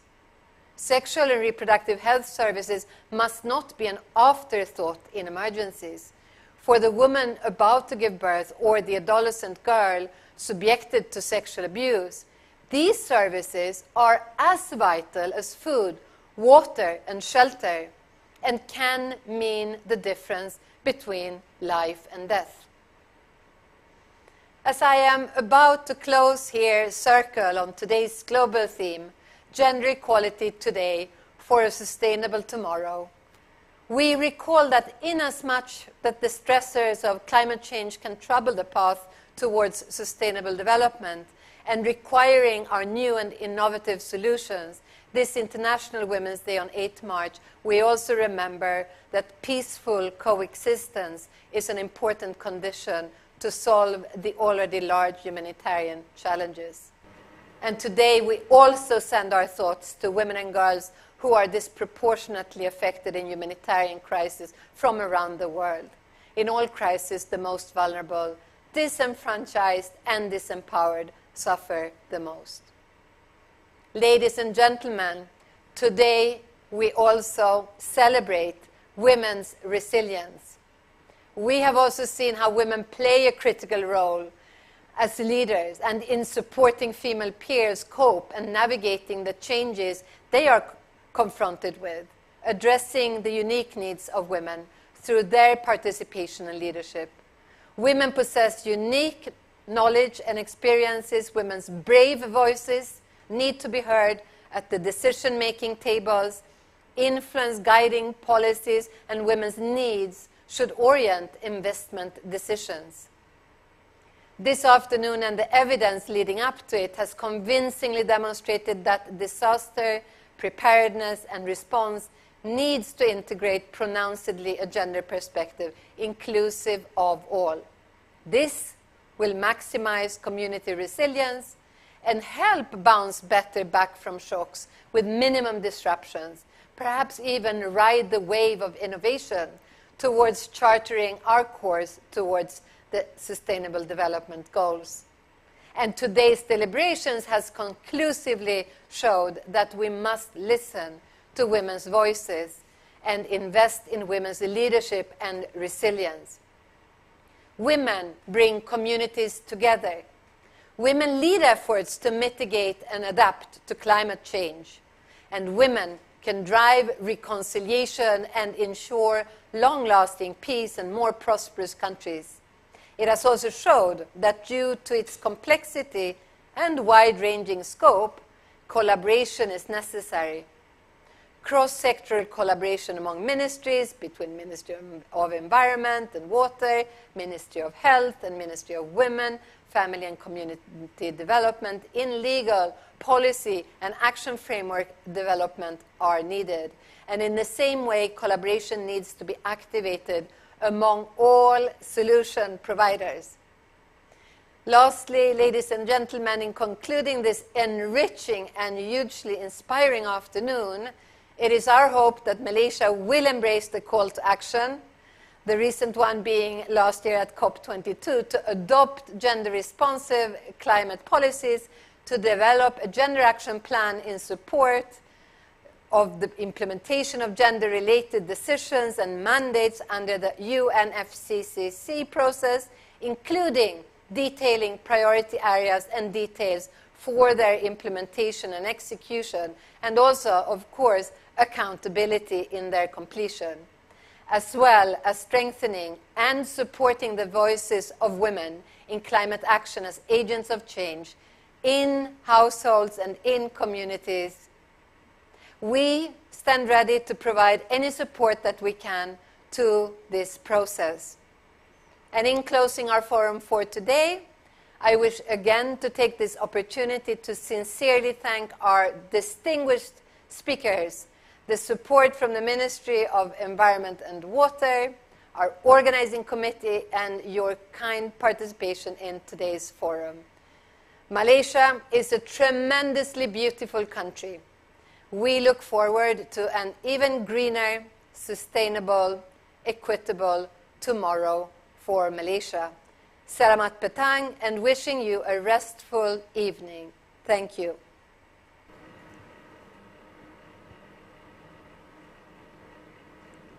Thank you, Ms. Torkelson, for the speech. And let me reiterate that we need climate action by and for women. I hope you have gained some valuable knowledge and insights from today's discussion. It is an honor to have all of you with us today, and I will see you again next year, and goodbye.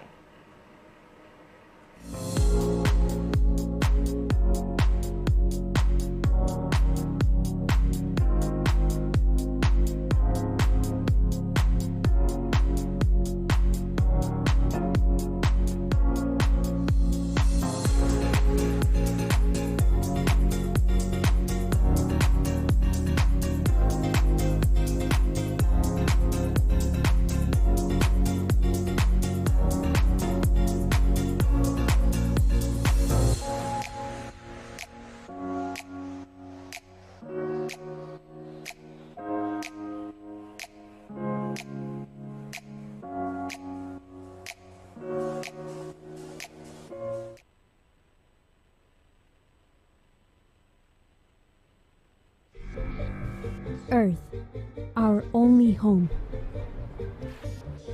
Invaluable, but not invulnerable.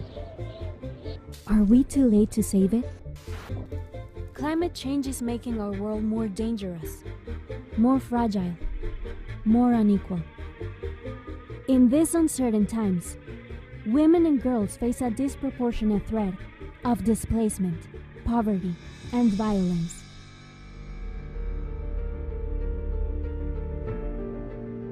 But women and girls are also a powerful force in climate action. As innovators in green energy, as defenders of the environment, and as educators of our generation and the next. Gender equality is not just a woman's issue. It's the path to our survival. So it's not too late to invest in climate action by and for women. Not too late to empower women entrepreneurs and decision makers at home not too late to give voice and power to this next generation of Earth's champions. It's not too late to demand commitments to build an equal and enduring future for all.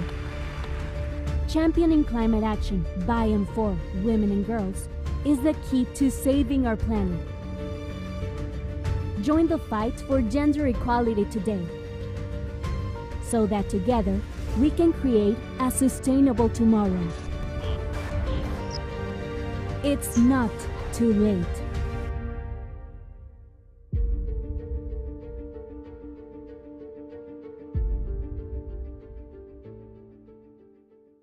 Today, I want to share about a crisis not in the making, but one that's already here. Deadly floods, raging fires, searing heat waves, punishing drought. The consequences of climate change spare no one. During climate crises, gender-based violence increases. Rates of child marriage rise. Maternal health and birth outcomes worsen.